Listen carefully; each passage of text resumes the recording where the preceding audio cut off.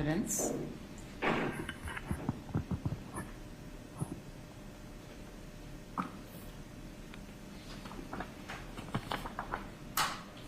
You have now taken an oath to serve as jurors in this trial. Before we begin, I'm going to tell you about some of the rules of law that apply to this case and let you know what you can expect as the trial proceeds.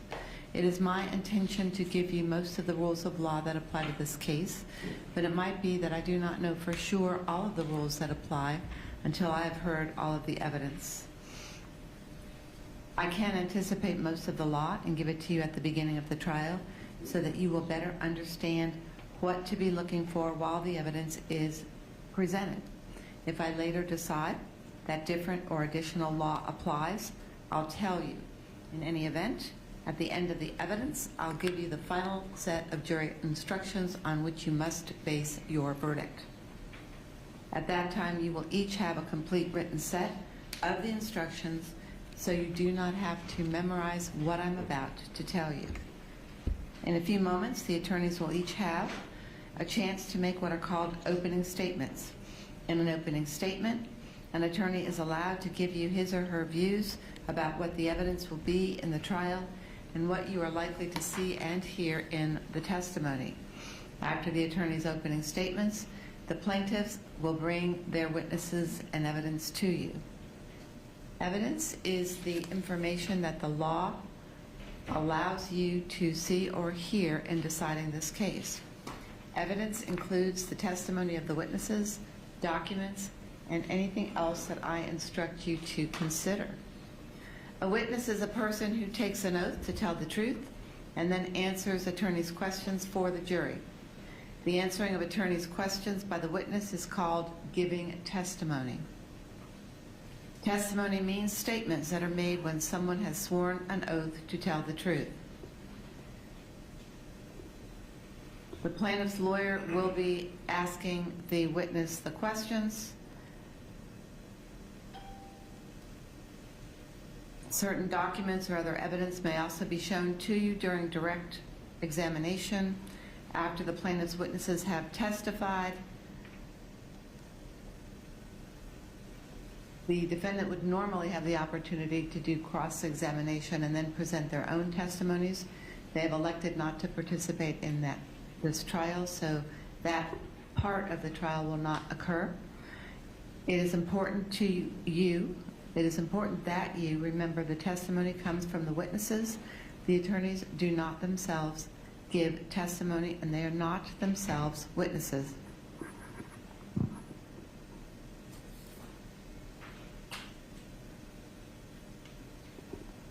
When we take a break, please remember you have the obligation not to discuss this case with each other or with anyone else.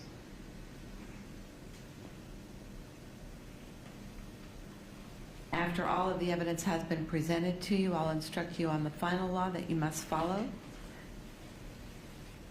Again, you will each have a set of those final jury instructions in writing to apply to this case.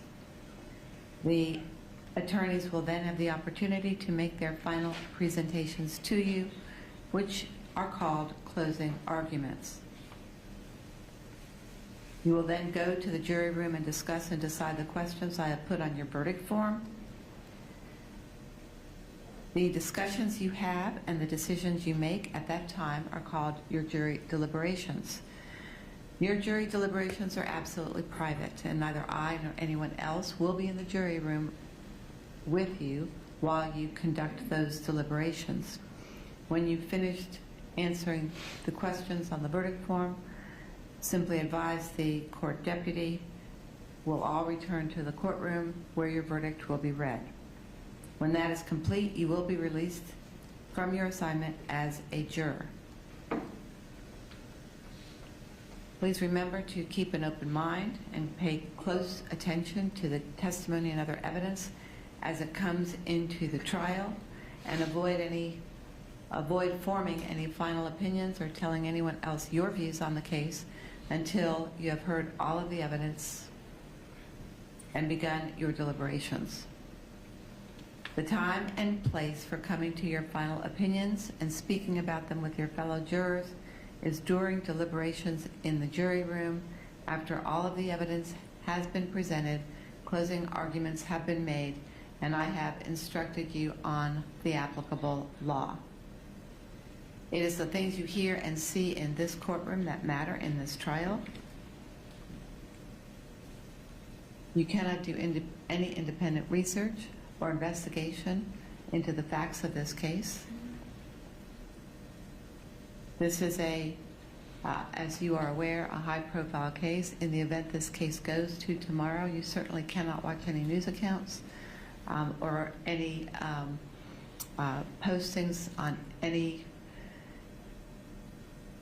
internet device or location or platform regarding the occurrences for today or the opinions that may be floating out there. So I'm going to instruct you to turn off any news that may be coming on about this case in the event this case does in fact go into tomorrow. Remember not to talk with any of the attorneys or parties or witnesses or anyone else about this case.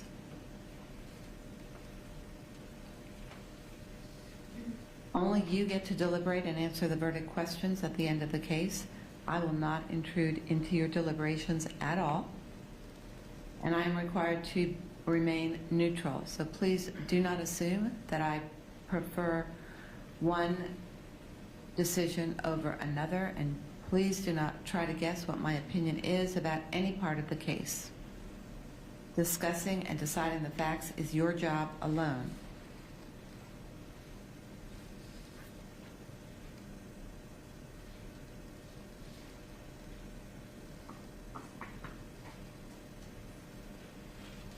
You should each have a notepad to take notes. You are welcome to take as many or as few notes as you would like. Your notes are for your use only. You may take them with you to the jury room when you begin your deliberations. At all other times, they should remain in your seat, and the court deputy will take possession of your notes. I am going to review the claims in this case. It is admitted that the defendant, Funtime, was negligent in failing to manufacture, design, build, and supervise the freefall drop tower ride at Icon Park in Orlando, Florida, which caused the death of Tyree Sampson. Plaintiffs Nakia Dodd and Yarnell Sampson suffered damages as a result of losing their son. They must prove their claims by the greater weight of the evidence. I will now define some of the terms you'll use in deciding this case. Greater weight of the evidence means the more persuasive and convincing force and effect of the entire evidence in the case. You should award Nakia Dodd and Yarnell Sampson an amount of money that the greater weight of the evidence shows will fairly and adequately compensate them for their damages, including any damages that the estate and the survivors are reasonably certain to incur or experience in the future. In determining the damages recoverable on behalf of Tyree Sampson's estate, you shall consider the following elements: medical or funeral expenses due to Tyree Sampson's injury or death, which were paid by or on behalf of Tyree Sampson; the mental pain and suffering of Nakia Dodd and Yarnell Sampson as a result of the injury and death of their son, Tyree Sampson. In determining the duration of mental pain and suffering, you may consider the life expectancies of Nakia Dodd and Yarnell Sampson together with the other evidence in the case. In determining the duration of any future loss sustained by Nakia Dodd and Yarnell Sampson by reason of the death of Tyree Sampson, you may consider the joint life expectancy of Nakia Dodd, Yarnell Sampson, and Tyree Sampson. The joint life expectancy is that period of time when both the decedent and the survivors would have remained alive. The mortality tables to be received in evidence may be considered together with the other evidence in the case in determining how long each may have been expected to live. In deciding this case, it is your duty as jurors to decide the issues and only those issues that I submit for your determination, and to answer certain questions I ask you to answer on a special form called a verdict form. You must come to an agreement about what your answers will be. Your agreed upon answers to my questions are called your jury verdict.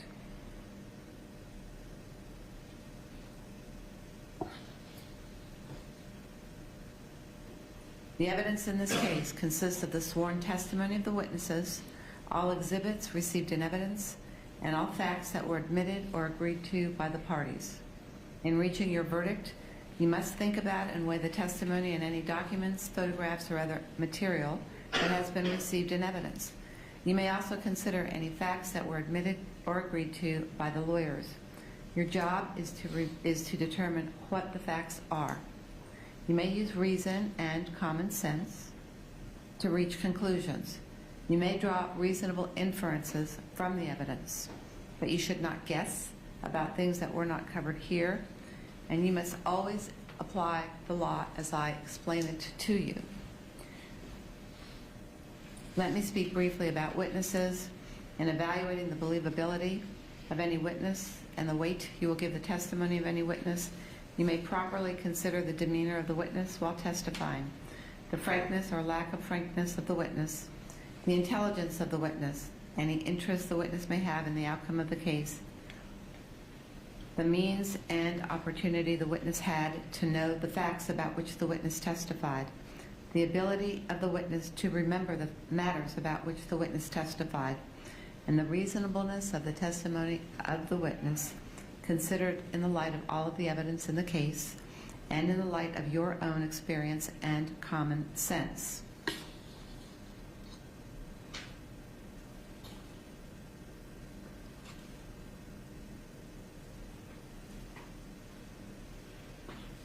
That is the law you must follow in deciding this case. Attorneys for plaintiff will now present their opening statement. Who's doing the opening statement for the plaintiff? All right, counsel, you may proceed when you're ready, and feel free to swivel the stand. All right, thank you. Yes, ma'am.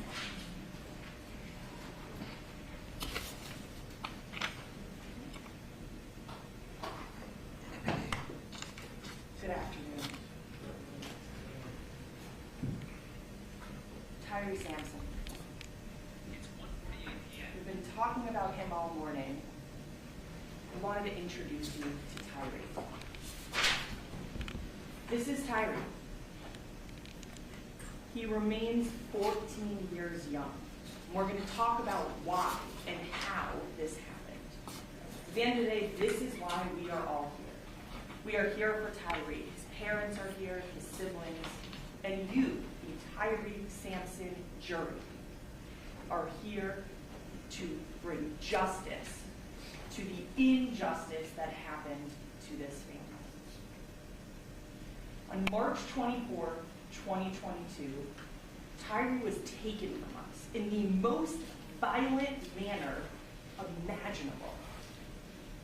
He was here visiting Orlando for spring break. He was a great kid, a great athlete, a great person in school, had amazing grades, and he was being rewarded. Come to Orlando, go on amusement park rides. That's what any 14-year-old boy wants to do. And that's what he was doing on this day. He went on to the free fall drop tower. And we know what happened. Fun time. This is the foreign manufacturer who designed, built, tested, constructed the free fall drop tower in Icon Park. This is a huge corporation. They have rides everywhere. You heard in voir dire all of the states throughout the United States where they have rides. When you look at the international presence, Germany, Canada, Austria, France, Sweden, Denmark, Chile, Spain, Belgium, Norway, Greece, the list goes on and on and on. This is not a small mom and pop company. This company has rides that they have built and constructed and tested everywhere. You look throughout the United States, it covers the United States coast to coast. This isn't something that just happened here in Orlando. They have rides everywhere. And in fact, we know here in Orlando, they had 3 rides at the same park, at Icon Park.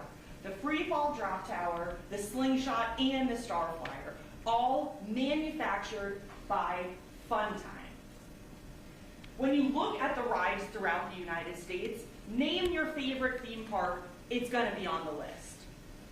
Six Flags, Dollywood, Magical Midway, Carowinds, Cedar Point, Kings Hill, Old Town. They have rides at every one of those parks that are still operating. And they have a variety of different type of rides. It's not just the drop tower. They have the Slingshot, they have the Rocket, the Bell, the Tornado, the Skydiver. At the end of this case, you're going to be presented evidence. It's in a box back there. And part of that evidence is the entire website from Fun Time. We printed every page of that website, so you can go through and look at all these different rides that they manufacture. At all of these different rides, again, throughout the entire United States, there's a list in that piece of evidence that goes through every one of their rides, where it is operating, when it first came, and what the name of that ride is. Again, any ride that you can think of, it's going to be on this list. That's how large of a corporation this is. That was the leader in amusement park thrill rides throughout the world. They are supposed to know what they're doing when you have this many rides. The list goes on and on and on. There's too many for me to even put on the screen. And when you look at their website, they advertise. They make sure everybody knows they are the biggest and largest corporation. They talk about the Slingshot being 160 kilometers per hour, 150 meters high. The Skyfall, 80 meters high. The Rocket, this is 100 meters in diameter, and it's a rocket, and it shoots off in a gondola setting. This is their own website. This is what they are talking about. We've all heard the saying. With great power comes great responsibility. Comes grave responsibility. This corporation had all the power. When you build and design and test and construct these many rides throughout the world, that is an enormous amount of power. And when you take on that power, you have the responsibility. You have the responsibility to every person that goes on your rides, to every parent, to every citizen, to juries just like you. We know what Fun Time did with that power, or more importantly, what they didn't do. The Free Fall Drop Tower.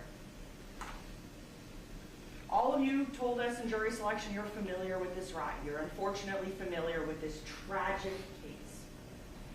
As you know, this ride took years to build.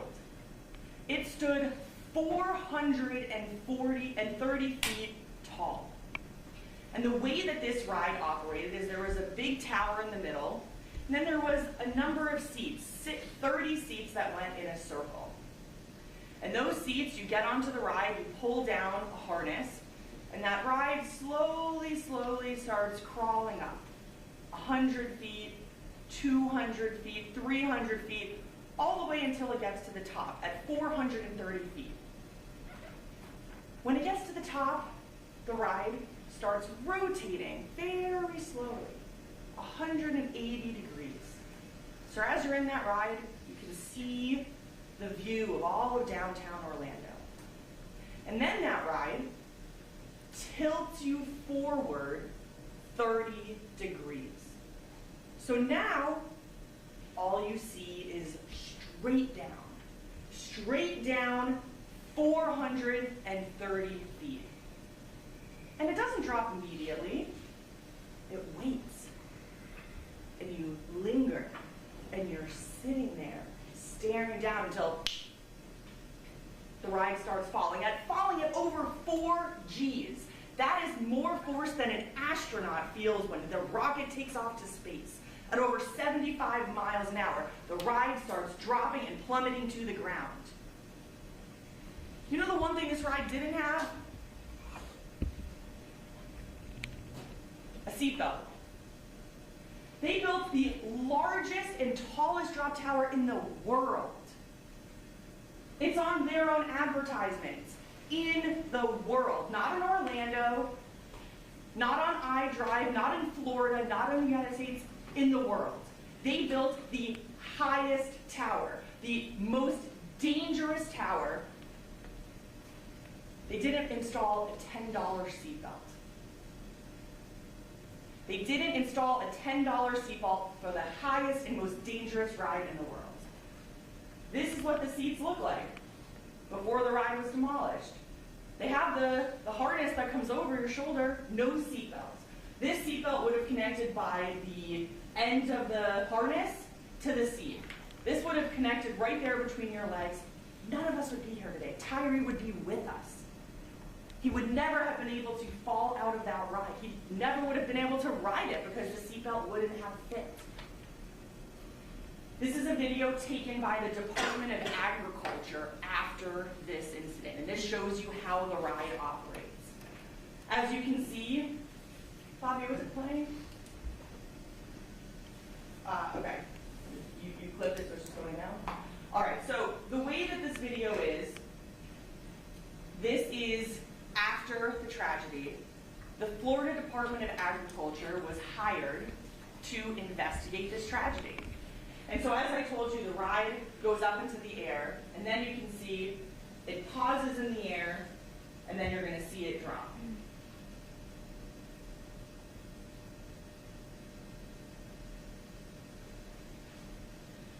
The seats were numbered.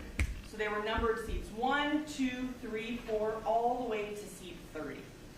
You're going to hear why that's important, because Tyree was directed and told to sit on seat 1. Not seat 3, not seat 15 or seat 28. He was told you need to sit on seat 1. And it's because seats 1 and 2 were manipulated. Seats 1 and 2 had a different type of sensor for, quote, larger people. So if you were a larger person, you had to sit in seats 1 or 2 because they manipulated those seats so that larger people could actually fit in it. We know what happened. March 24th, 2022. I'm going to have to show you some very difficult evidence. And I don't want to do this to Nakia and Yarnell, so we're going to ask that they step out of the room while we review this.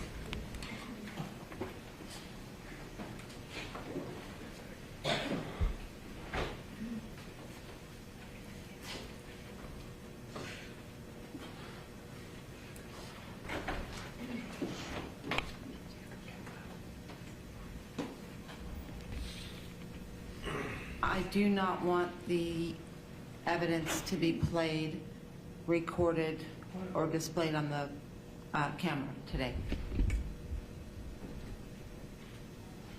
There is cell phone video of what happened.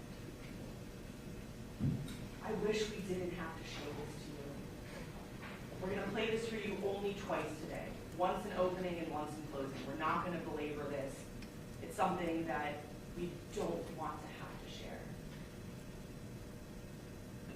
It's going to be difficult, and so we want to be very sensitive with all of you and your emotions and your feelings. And so we're going to play the video, which is going to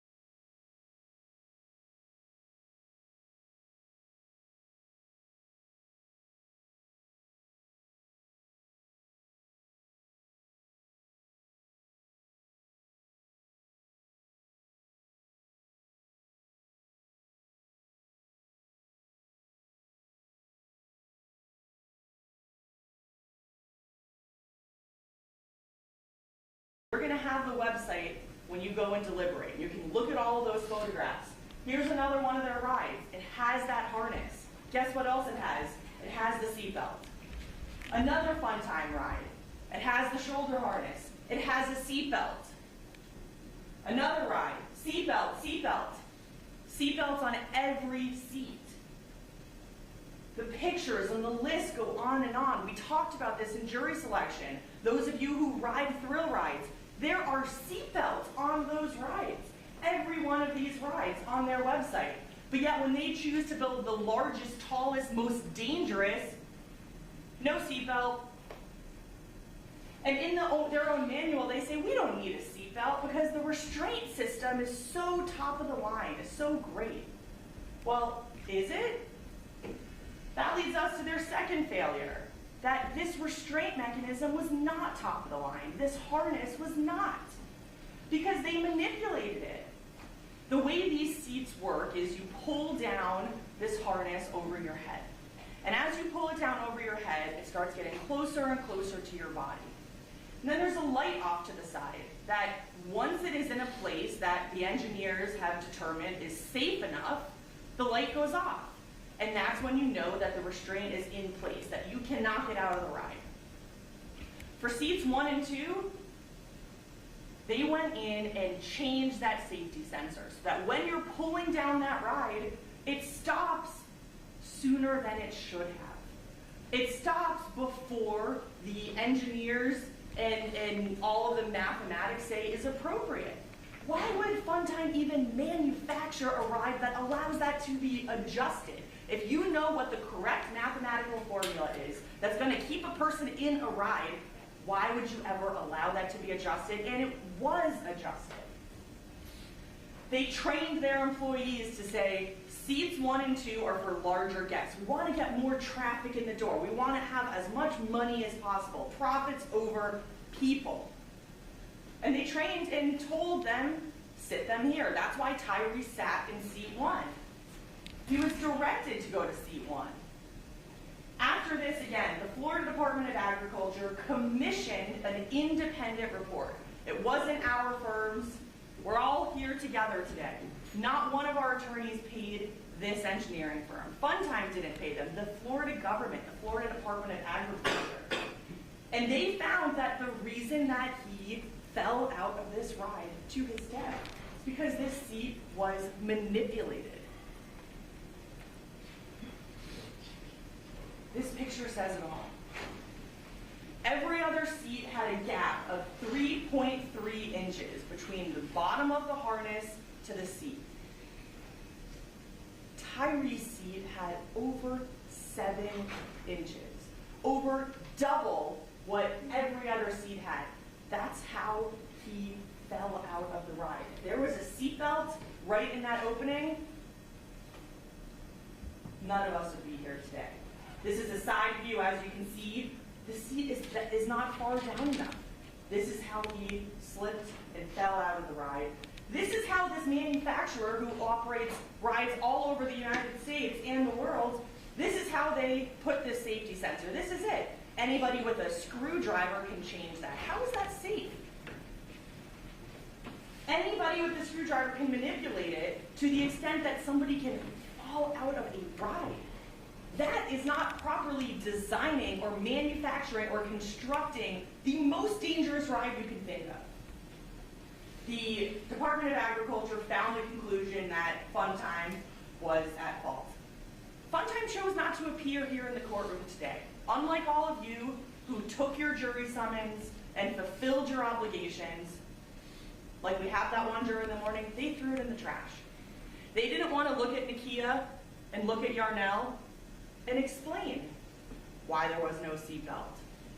They didn't want to look at you, our 7 Tyree Sampson jury, and explain why there was no seatbelt. They came to our inspections. We inspected this ride twice, over a year apart, and the attorneys were there, the engineers. We have sign-in sheets. They came to both of those inspections, but not the courtroom today. You've heard the judge already give you this instruction twice. You're going to hear it again. It is admitted they are at fault. They are liable. They are negligent for negligently manufacturing, designing, building, constructing, and supervising this ride. There's only two questions you're going to be asked at the end of this case. The pain and the suffering for Nakia in the past and in the future, and the pain and the suffering and the mental anguish for Yarnell in the past and in the future. How do we determine that? We talked about that in jury selection. Well, you're going to hear from his parents. You're going to hear from his older brother. You're going to hear all about Tyree. And we have a stack, probably 4 or 5 inches thick of photographs for you that you'll see in the jury room of the family growing up, what Tyree did. You're going to hear about him as a baby, how he was that baby that just had an absolutely amazing, bubbly personality. As he grew up and was becoming a man, he was an exceptional human being. He was one of a kind. We're going to hear a lot about his football, which was his huge interest, his joy, his pride. But Tyree wasn't just a football player. He was an artist. This is a 14-year-old who is bigger than all of his teachers. And he's in the room drawing and going to science fairs and conducting science experiments, having presentations on Paraguay and history, getting all straight A's and honor roll. And as he got older, he was combining all of his interests. He loved robotics and building and the science and the technology and the mechanics. And yes, he was a superb athlete. You know what? When you ask his parents what his favorite part of being an athlete was the camaraderie. Was being able to have that connection with his friends, was being able to talk to those younger students. He was the biggest kid on there, but he was the most gentle person you will ever meet. You're going to hear about his football career, about his travel teams that he went on, about what his future looked like that fun time took away from these two parents. And most importantly was his family. His parents, his older brother, his little sister. That's who Tyree Sampson was. We talked about the power that Fun Time had and what they failed to do. You, as the Tyree Sampson jury, you are going to have the power at the end of the presentations today to render a just verdict for this family. Thank you. Thank you, counsel. Please call your first witness. Your Honor, we call Jamez Knighton.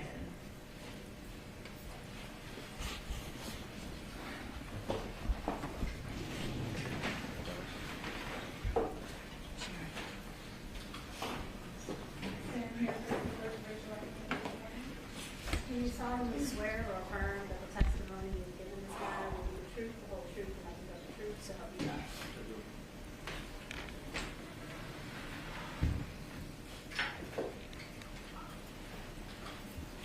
Sir, in order for everybody to hear you, you're going to have to be fairly close to that microphone, and the chair swivels but doesn't move, so you're going to have to be the one to move. Good afternoon, Jamez. Can you introduce yourself to the jury? I'm Jamez Knighton, Tyree's older brother. Tell us a little bit about that. What was the age gap between you and Tyree? It was about 12 years. I was in middle school when he was born. And let's learn a little bit about you. So what do you do for a living? I'm a Ferguson police officer in St. Louis, Missouri. How long have you been a police officer? Been there for 7 years now. It'll be 7 years in January. And what do you do as a police officer in Ferguson? Currently, I'm a FTO, so I train all of the newer officers coming on and show them how the streets work and everything. Can you tell the jury a little bit about your brother? What was his personality like? He was a free spirit. You know? Sometimes the only thing that really seemed that mattered to him was just having fun and being a kid and enjoying his time as a kid. No matter how bad things got, he was always that breath of fresh air. this age gap between the two of you, can you describe your relationship with your brother? It was a balance. There was an age gap. It was more of a parent, a guidance role. Sometimes I couldn't just be the friend, brother. I had to kind of show him, and lead by example. But it was a balance. What are some things you all would like to do would do together? The thing we did the most together was play video games, Madden, and stuff like that. And sports. When he was younger, he used to try on all my football equipment.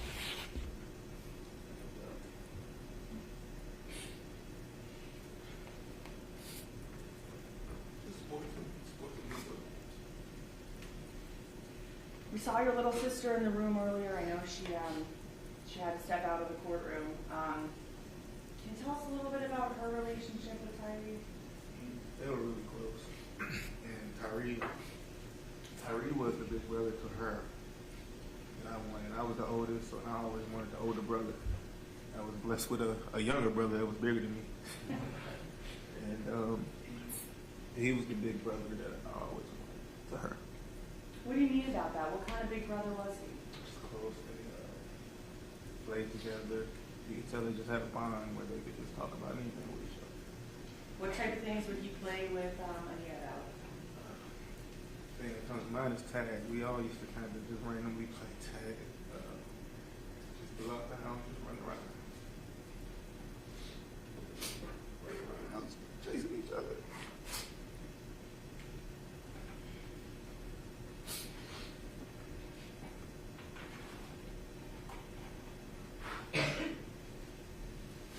I want to talk about Tyree's relationship with your mom. So, we know that Tyree was into football. Can you tell the jury what kind of a football mom was Nikia?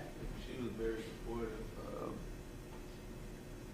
Sometimes it was times where he'd maybe have an event or something coming up, and she wouldn't quite know how we was gonna make it, how he was gonna make it there, but she always found a way to do it. He never missed anything when it came to sports. And my mom made sure that, even if it was hard. Was she one of those loud football moms or kind of the quieter in the corner moms? This was loud football mom.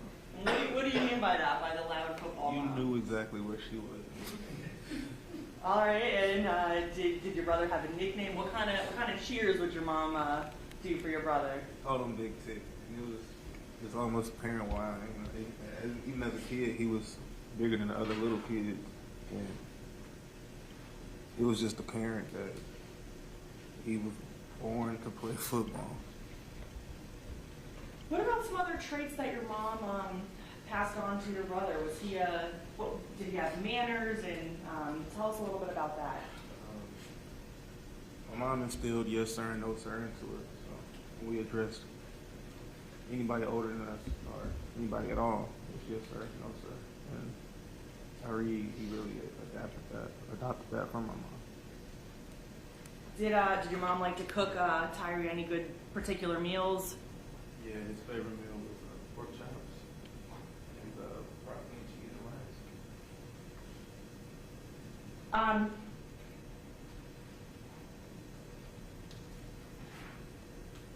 If money was ever tight around the house, what would your mom do? Would she try to make do with whatever you had to always make sure you children had what you needed?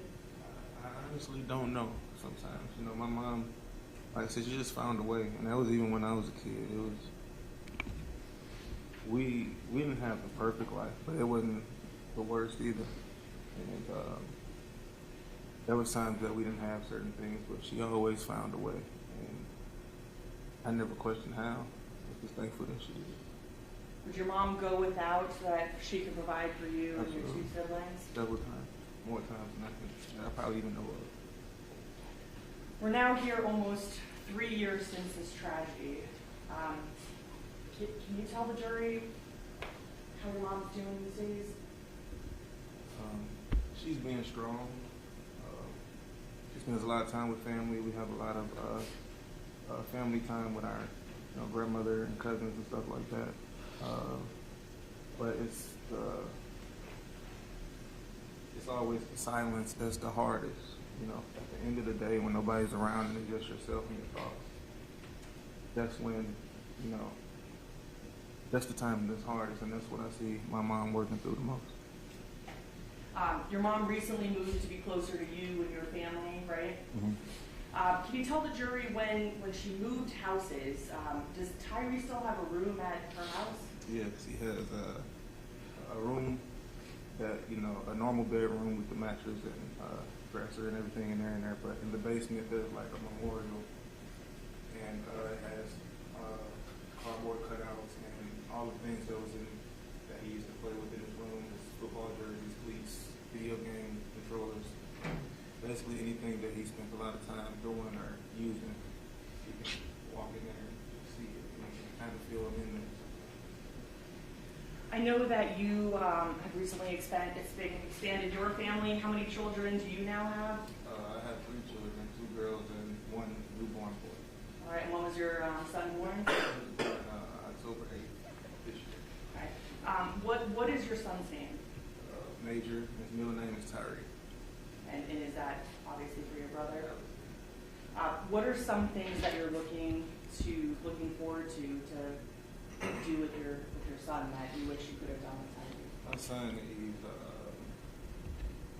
he feels like a second chance, you know, because there was a lot of time that I feel like I missed with my brother, and a lot of time that I feel like I'll never be able to share with him because of how young he was when all this happened. And so with my son, I just look forward to doing all those things that I didn't get to do. Shanaz, what do you miss most about Tyree? I missed just the random communication between us. It was just random, hey, can you run me to the store? Or, hey, can you teach me how to drive? Teach me how to drive your car. Can you cut my hair? I just miss him just reaching out to me. It almost feels like I was robbed of that, of being a big brother. Thank you, Shanaz. I have no further questions. Thank you, sir. You may step down.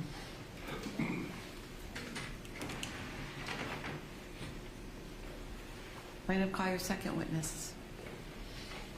Your Honor, please have the call, Mr. Daniel Sampson. Thank you.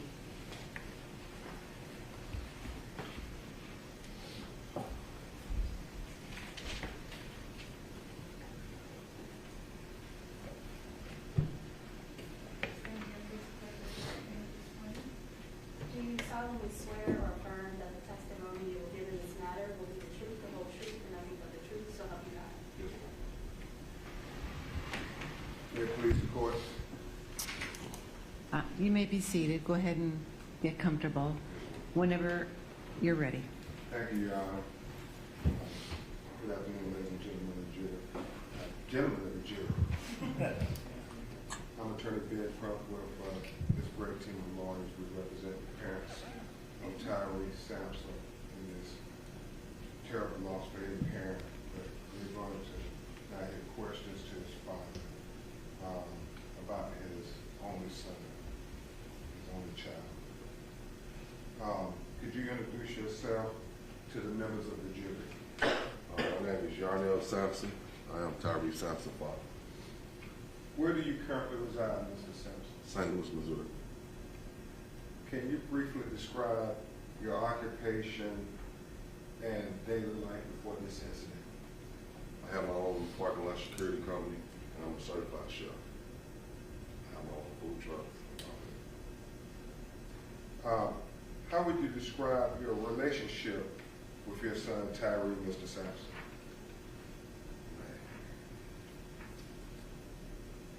First, it started off when he got stuck in the delivery room, first of all. He was that big, he got stuck. We had to go get him. And I knew right then and there he was going to be something amazing. But just the conversation, the demeanor, the respectfulness, man, he loved to eat. My son loved to eat. Like, we toss places up like we want to go eat and stuff like that. And just everything. like I can't really pinpoint one thing, but he was just amazing at all the things. Like he's just an amazing young man. Or his energy, the hugs, the love, and attention. If you tell members of the jury, Mr. Sampson, how often would you spend time with Tyree? Well, we had I get Tyree every other week, consider my schedule, so he's come over there for the weekend, stuff like that, all the spring breaks, any breaks he normally takes. This was the only break that he didn't spend with me this year. He came here for reward. And I kind of wish he did spend spring break with me because he'd still be alive. But, you know, he was a kid, he wanted to have fun. So what do you tell a kid that's so innocent and want to have fun and his spirit is so good, you don't want to deny that. You want him to have fun. It's just the problem is he's supposed to came home. That was kind of like a trip for that. Yes, sir. Could you tell the members of the jury, Mr. Sampson, what kinds of activities did you and Tyree enjoy together? Well, our first activity we ever done was the Gateway Classic. We have Gateway Classics, 2 HBCU schools. It's pretty much they come to St. Louis from different places to play games. So that was our first game we ever went to. From that, we went to the Billiken games, Cardinals. I could tell you a story. I almost lost him at the Cardinals game. Thank God my cousin was there because he realized that was my son. He brought it back to me. But that was an experience almost, it was nerve-wracking. But the Cardinal games, the Rams games, going to the park, playing basketball. Man, I didn't play video games. My son liked to play video games, but I should watch him play video games and stuff like that. But just the small things, just the conversations, you know, sitting down talking how life is and the respectfulness he gave me, and man, I don't know. Mr. Sampson, could you tell the members of the jury about Tyree's personality? He had an affectionate personality. It seemed like you was attracted to him, like he was a magnet. Like his conversation, his energy, respectfulness, how he treated people. He's just a special young man. I mean, I can't really. I'm just gonna leave it like this. You know, imagine your child is your best friend, and you have all these conversations. I don't want to describe all our conversations, but we have all these conversations about life. And everything he talking about, he wanted to be great. Everything from school to sports to being a good son to his parents. To be honest with you, my son was the perfect thing that ever happened to me. That's my only child. And I don't know. I don't know. Sorry. Thank you, Mr. Sampson. Very emotional. Could you tell the members of the jury what were some of his special achievements or the proud moments you remember from him in school or in sports in general? Well, the first time we played football, we played for Berkeley, I remember that all the parents was complaining about he was too big on the field. And he was like, he should be playing, he ain't. At the time, I think he was like 10 years old. So he was like, he's not 10 years old. He was trying to say he was 12. But he always been a big kid. But he was a gentle giant. Like he was a kid, he'd come in here right now and speak to everybody. And he would address you, yes sir, yes ma'am. Like he wouldn't just say, hey George, how you doing? And I don't know, I'm just making an example. He would always give you yes sir and yes ma'am answers. And man, it's great. How about his schoolwork, his grades? He was an honor roll student, 4.0 honor roll student. Everywhere he went, he excelled in school. Outside school, he excelled as far as being a people person. Man, my son was special. He was special. Mr. Sampson, did Tyree have specific goals or aspirations for his future that he talked to you about? Yes. I remember he had a deep conversation. He wanted to be like his brother. He wanted to be a police officer. And I remember I had a conversation that's your brother's life. What about your life?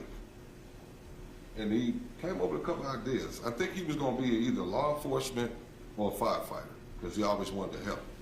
But when you 6'5" and 365, you kind of get pushed towards sports a little bit. But I never forced him to that, but he gravitated towards it. But my only thing I asked him, if you play sports, you can't quit. If you're going to do it, you got to be good at it and buy your mama a house. That was my only obligations. All right. I want to shift gears now, Mr. Sampson, to a very tough part of the questions. When did you first learn about what happened to Tyree when he was in Orlando at Icon Park? I was at work, first of all. Second of all, I found out at the time my significant other, when I came home, she explained it to me. I worked the graveyard shift, so I worked from 12 to 5 in the morning. So when I get off, normally I, clean up, get my shift together, get all my crew together, and then I relieve them. I normally get home about 5:30, 6 o'clock, because I stay right around the corner from my job, actually. So when I got home, all the lights was on in the house. That was kind of like weird. 5:30 in the morning, all the lights on, what's going on? But I didn't think nothing of it at the time because I really didn't know. When I walked in the house,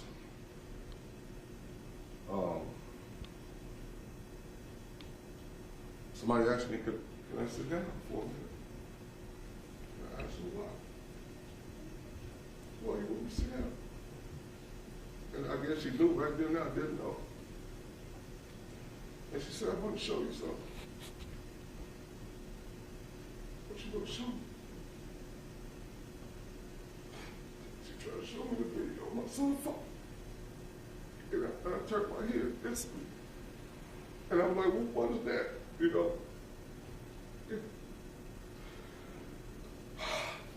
And I think she knew I didn't know. I really didn't know. And to this day, I still can't see the video. And she explained to me that what happened to Tyree, and at that point it went viral, I just wish I was there. Because that's my job as a man. That's what we signed up for as a father, protect our kids and be a provider. And that's all I want to do with my job.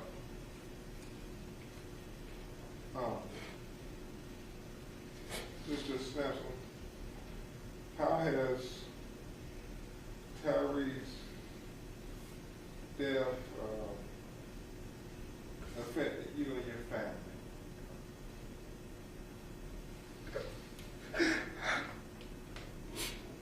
Well, I'm just going to say like this.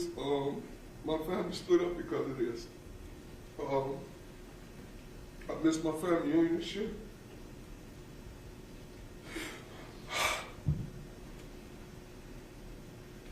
Man, like Pete said, man, sorry, man. Imagine your mini-me. Imagine your son look just like you.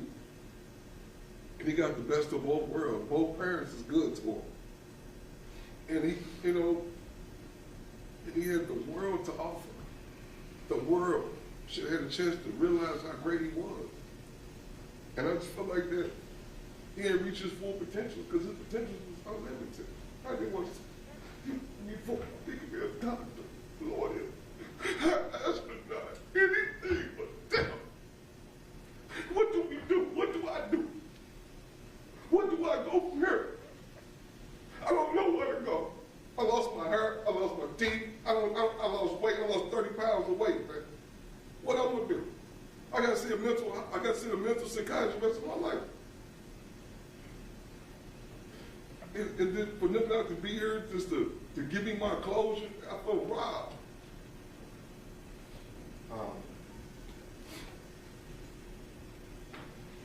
You talked about some of the ways and the fact that you had problems sleeping. Eating, eating. I can't taste food. I lost all these fake teeth, right? I lost all my teeth. You know why I lost my teeth? From dehydration.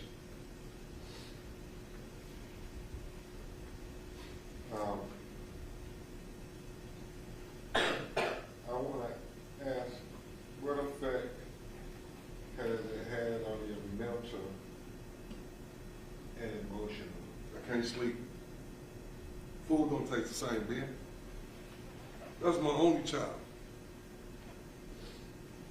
What I'm supposed to do? I ain't got nobody else I can go lean on.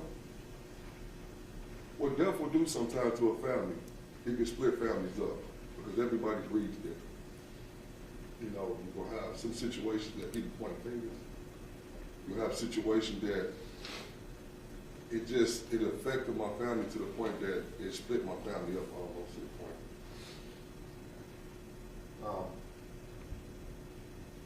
I want to ask you this, just as a matter of evidence in the record. How was the oldest person in your family? How old did they live to be?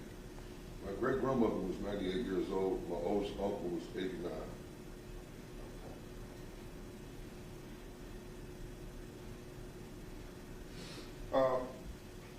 In March it'll be 3 years. And I know this is a common sense question, but every day of your life, have you thought about your son? Every day of my life, I'm thinking about my son now. I don't know. I don't know what to say, man. I don't know. This is my first trial ever in my life. I've never been around no jury, no judges, never in my life. I've never been in no trouble. I don't know nothing about this whole format of situation. I talk to people I don't even know. And I'm asking y'all to make a judgment for me. I should have been there protected.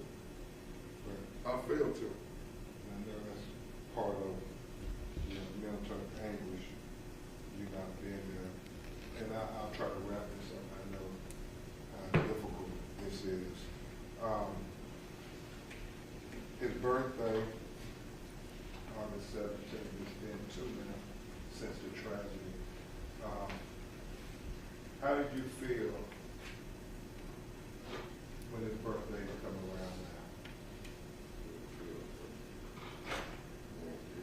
You know how I feel. I mean, I'm just gonna say, there'll be days you don't want to get out of bed. It's today I don't want to get out of bed. This is the biggest day of my life. I couldn't sleep. I don't even want to eat. I just want justice for my baby. He deserved it. He deserved to have something to remember him. He did everything I could ask him to do as a father. He done it. And I'm quite sure his mother would say the same thing. My son was an angel, a God-sent angel to me. He changed my life. I was a late bloomer. I had my son when I was 30 years old. I'm 47 years old right now. What do I do now? I don't get a chance to see them. I ain't gonna have a chance to have a grandbaby. Let me ask you this. In his birthday, are there things that you do with the family and community to remember his birthday? Yes, first of all, I got a shop called Tyree Snacks, called Tyree Treats. It's to honor my son, because my son used to be playing and running around in Madison, Illinois. My son must stay in Missouri, I stay in Illinois.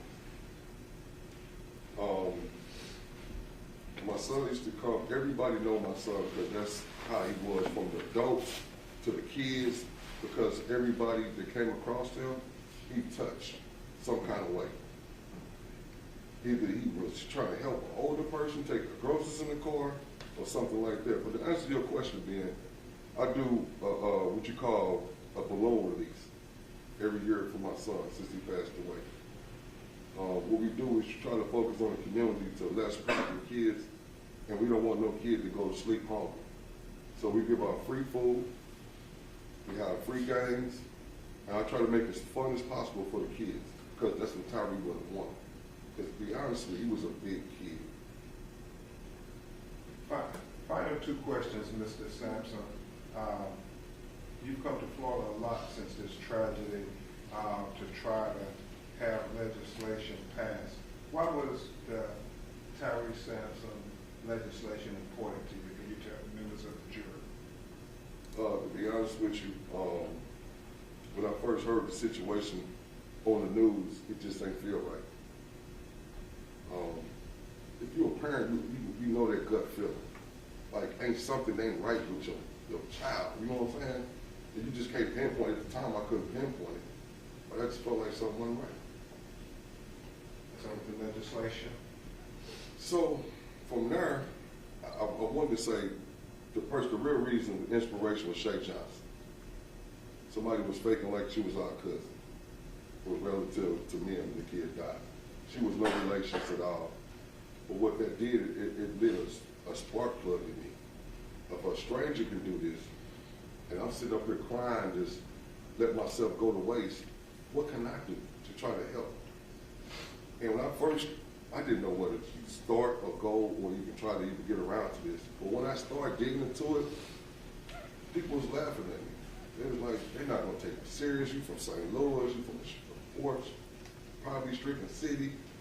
You know, you wasting your time, Mr. Sampson. That's what they kept telling me. You wasting your time. And then from there, I just can't quit. I'm like, no, I'm not wasting my time. I'm gonna keep pushing. And look at where you are now. With the Most High blessings, He moved doors for me. He put people in places and things in my life to make these things happen. So I'm not taking credit for something that He used me for. This is for Tyree. Tyree deserved that. My son, he deserved explanation, and he deserved the true honesty from us. Y'all do the right thing. You know what to do. Do the right thing. Mr. Sampson, how proud were you when they passed Tyree Sampson legislation and signed into law? We still got work to do, man. I want a nationwide. I ain't stopping here. It's just a start to begin. Why is it so important that you want this legislation? What is this legislation? You know why? Should no parent bury their child. It's unnatural. It's not in the Bible. It's ungodly. To bury your child is something that I lost something when I lost my child. Part of me is gone. I'll never get it back. And final question, Mr. Sampson.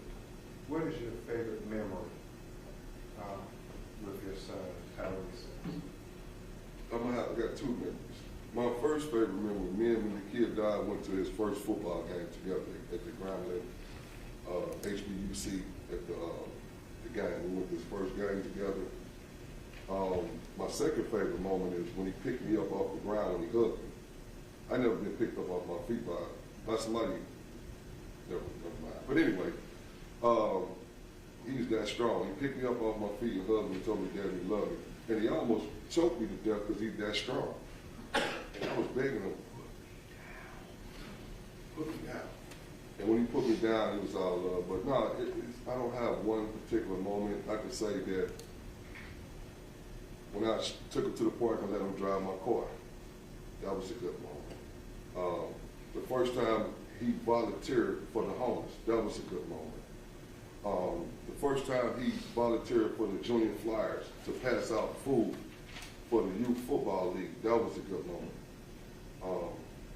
I have several. I can go on and on with the moments, but the key is to do right by Tyree, justice for Tyree. That's the key.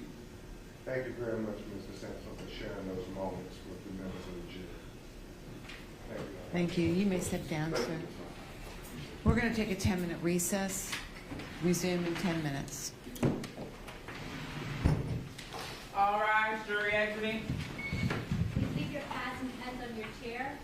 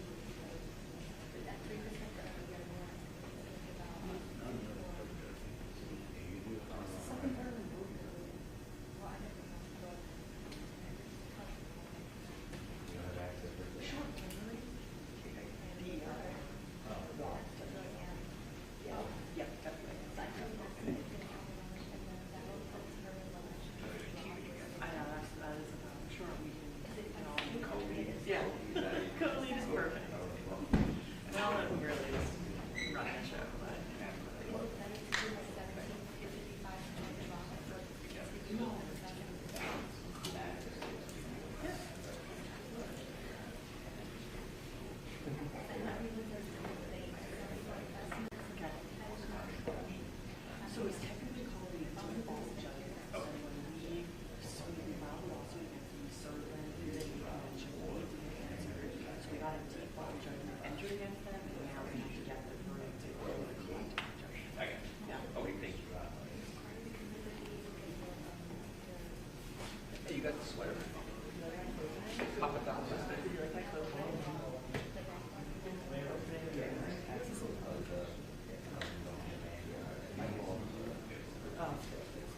Becky's watching. Becky's watching. She texted me. Actually, I think it's the next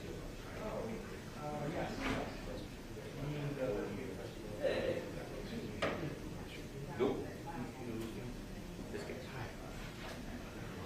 You plugged in using the cord drive?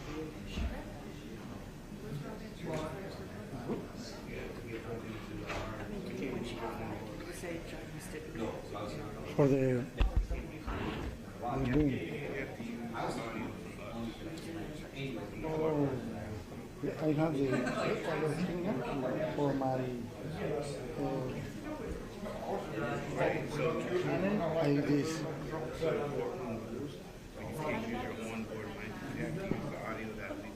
Okay, no using this. Okay. Yeah. No, no, it's fine. That's fine. I don't know if you, but I'm here to let you know. Yeah. So yeah, you have to use that audio and not the mic.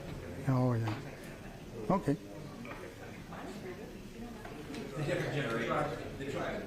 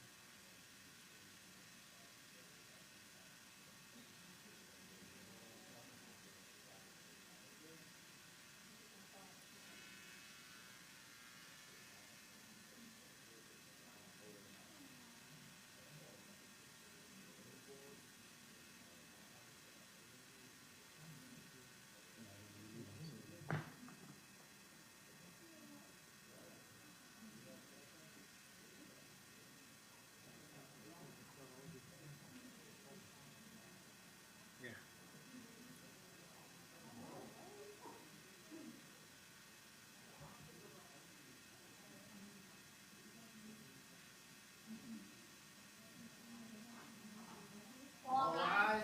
Court come to order.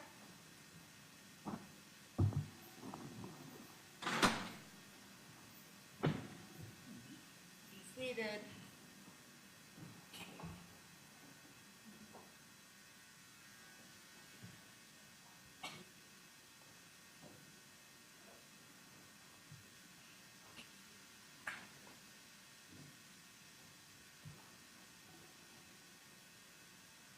Please bring our jury in.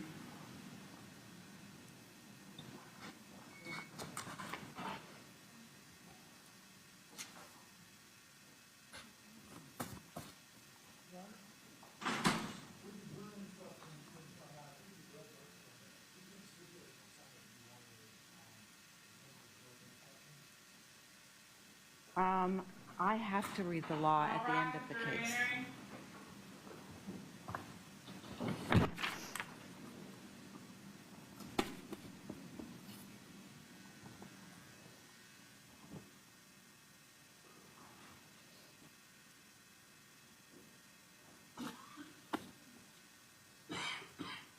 Be seated, please.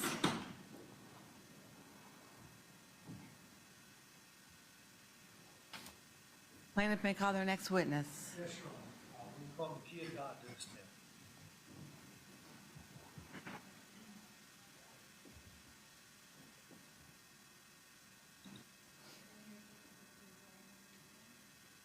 Do you solemnly swear or affirm that the testimony you will give in this matter will be the truth, the whole truth, and nothing but the truth, so help you God?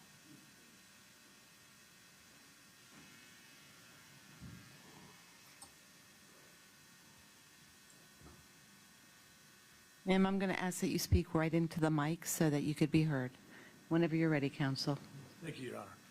Nakia, if you could introduce yourself to the gentleman of the jury. I am Nakia Dodd, Tyree Sampson's mother.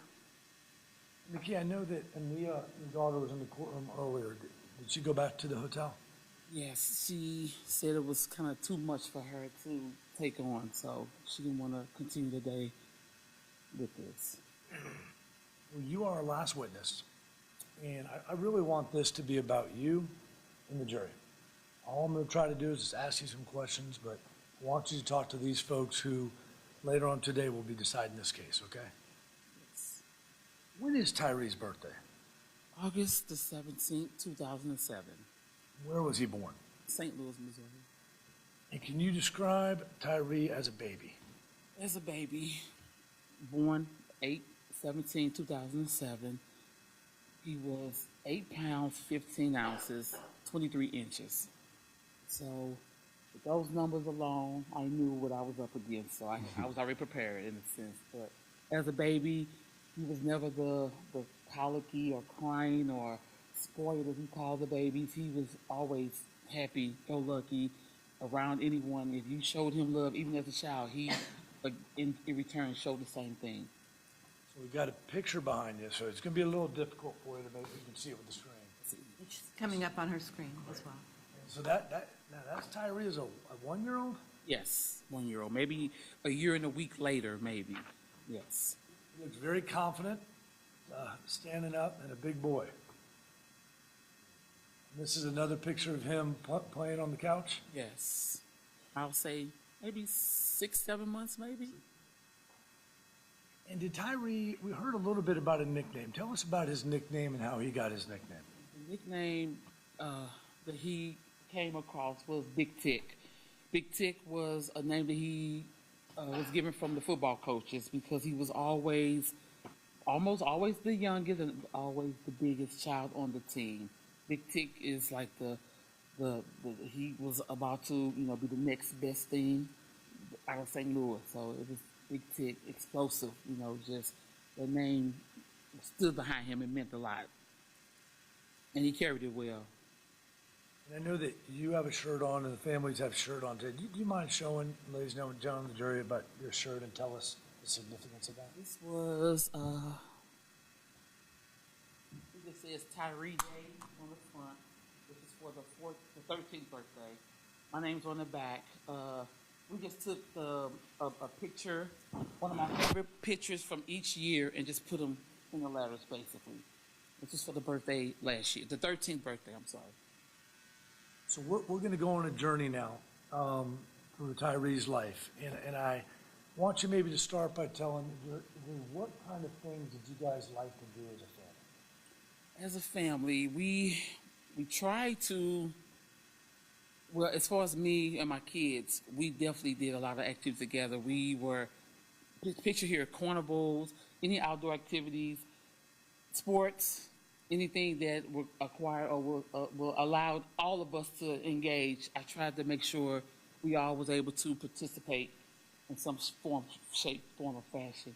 His main thing was outdoor, anything outdoors, he loved it. This is his club picture, as he called it. He had a friend that acquired some event space, and he had a son that was a DJ. He was practicing or learning to be a DJ.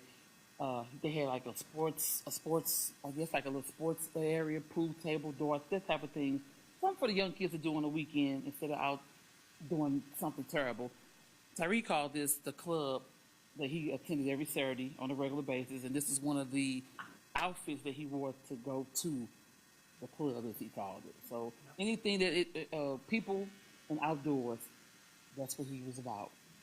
How old was he when he was pretending to go to the Club picture, I'll say 11. 11. And I think a theme we've been talking about is that he is a big 11-year-old. Yes.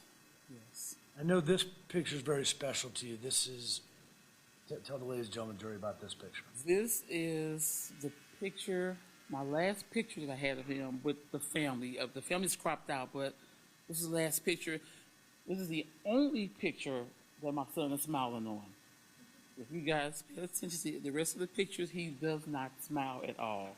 And this was the last picture that I took of him and was able to capture a smile with that. And I want to go look, we've talked a lot about middle school. We've heard, both from Jamez and Yarnell, just the type of kid he was to others, not just himself, but how he was to others in middle school. And how would you describe him with his classmates and teachers? This is City Gordon, the school he last attended. He was always a leader, always a leader. Every child that he came across looked up to him. They loved him. He was so smart and intelligent that he was always done with the work assignments, always on time, that the teachers kind of, I guess, appointed him as a tutor in a sense, because grades was phenomenal. Everything was already turned in. He was able to help others and to finish their assignment in the classroom. And this is just leadership skills that he shows throughout the school. Any class, this is a home ec class. They were cooking. Anything that he touched, he mastered anything. This is a science. This is the home class here. This is like a science project. They're preparing for the science project. And this is just all the ones that with this school here, they do like a buddy system. They start at the 4th grade, so the 4th, 5th, and 6th, same class. They just move on with each other. So it's like a close-knit family as you gravitate towards middle school. So he was known as the leader, basically, in the last 3 years of that. Those the 4th, 5th, 6th grade. Tell us what this picture represents. This picture is the beginning of a school year. I want to say the 7th grade year, and I had my daughter as well. But this is him he's known for the protector stance. I have your back. I got you. I love you. He's always just had this aura about him, and everyone that came around him, a gentle giant is what I called him, gentle giant, and he was definitely that. Now, when I look at this picture, I see maybe the two most opposite kids in middle school. Tell us about this project and just the way he identifies the kids that really you would think they would not identify and have common interests. This is a science project, and what they would do, they would allow kids to pick their partner, so they won't have to work with the same partners. But they used to tell Tyree, pick someone different this time, so we can see how you guys collaborate. So he was given the chance to always pick first, so he could pick someone different each project, and whoever he worked with, A, B maybe, but they always aced the project. He got along with everyone. Again, grades, we didn't bring anything less than a C. And with the C, he was heartbroken with the C, so he wanted straight A's, but definitely A's and B's. C, a time or two other than that, but yeah. So, we've heard, I think, in opening and other parts of the project, his interest in the arts and also in science. And so tell us about this picture, but also tell us generally how we're going to hear about football. We're going to obviously talk about football, but how he was just so well-rounded in these other areas. He was good in everything. Anything he touched, like I said, he mastered. This is the Science Center in St. Louis. he had a thing for science and math, two favorite subjects. So anything that he put his mind to and heart to, he basically mastered it. I mean, he had no problems. He was like a science. He just had a niche for like building and making things and seeing the outcome of it after the cause and effect. That was his thing. Like push this button, what would this do? This goes this way, how would this react? He just had a niche for science. And it was, I was surprised. I really was. I really was. So I want to talk about basketball. The middle school that he went to before Tyree was there a basketball team? It was not a basketball team. The school he went to was again City Gordon, and they didn't have anything, I believe, but a soccer team. Tyree was into football and basketball, so he basically persuaded the gym teacher to establish a basketball team. And she was like, Tyree, no, we're not gonna have any kids that want to do it. No, let's just stick to what we got. And he was like, no, I can get some kids for you. Just give me a week or two. I can get some kids. And he got the kids. This is the first basketball team that City Gordon acquired because of Tyree Sampson. And did he go to different teachers to try to get them? It was two teachers. It was Miss Anderson and Mr. Pat. And those were he knew anything that he asked for, they would do it. Those was his go-to buddies. And Miss Anderson's the one who established the team, and that's her on the picture. And Mr. Pat was the one who told Tyree to go back to Miss Anderson to get it approved because he didn't want any parts of it, but he knew it was going to go through. And from this day forward, they have a basketball team every year because of Tyree. Let's talk about that. Is that the jersey that after this tragedy occurred that they made for him at the school? This is the jersey they made after my son had passed because they knew from their moment they were going to have a basketball team every year from that. And this is the jersey that they made for him. And it's up in the hallway when you walk in the door. It's up there with the other teams as the ones that came after Tyree. We've heard a lot about football.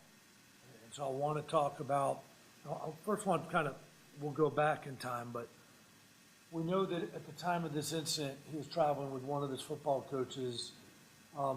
And did he play on an elite football team that traveled all over the country? And can you tell the ladies and gentlemen about that? The team was St. Louis Bad Boys. FCL Bad Boys is what we call the team. And this team was established by, I think his name is Ornod Jones. He was a very well-known coach, did whatever for those boys to get them to travel. We're talking about California, Nebraska, Texas, I mean, literally all over to play different teams. And this was the first time that this team here allowed my son to go to different states and travel and see new things, and all while playing basketball. This isn't an elite. This is not you go out and you play rec ball. This is the best of the best playing the best of the best in California, the best of the best in Texas, Florida, all around the country. Is that right? Yes. Is that how you all started hearing the interest of, even at a middle school level, of college coaches and obviously high school coaches? When he hit 8th grade is when we started hearing high school first, and then we had a couple of college coaches that were reaching out to us because of the high school, basically. But he was only in the 8th grade and had a lot of college coaches already knocking on the door like, who is this kid? I've seen him at SCA. I'm just trying to get a little more information. He was on his way.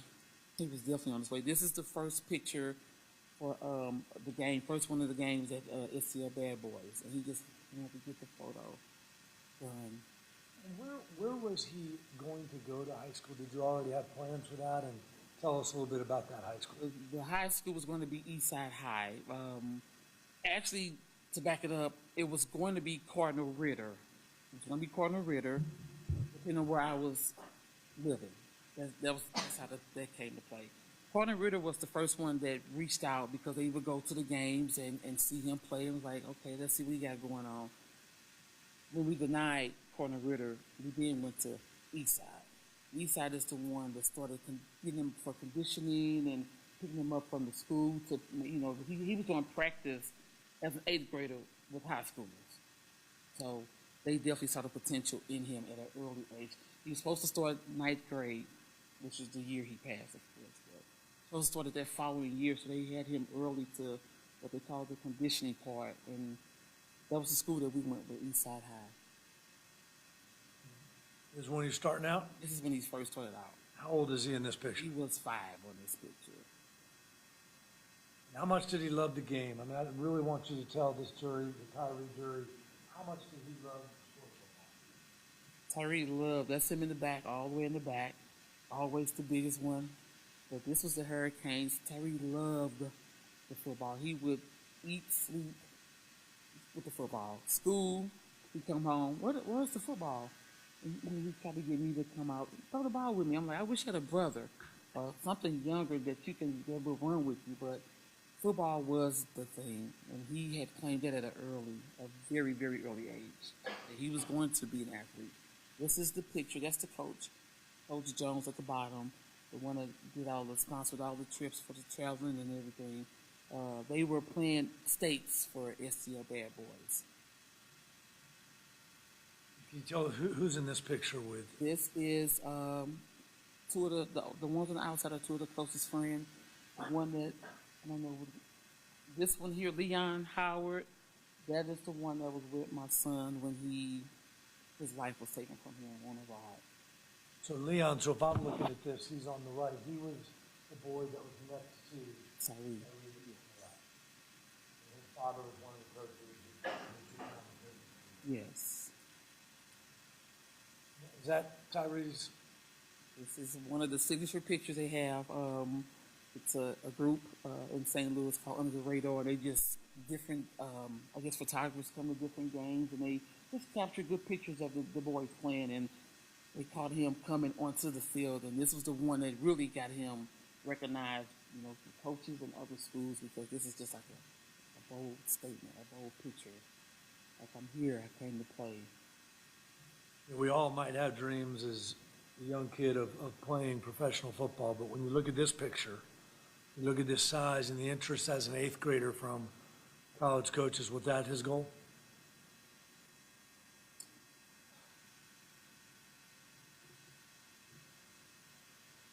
Yes, he had it all mapped out to be in the 8th grade. His plans was to start off with STL Bad Boys. From there, they would go to Eastside High.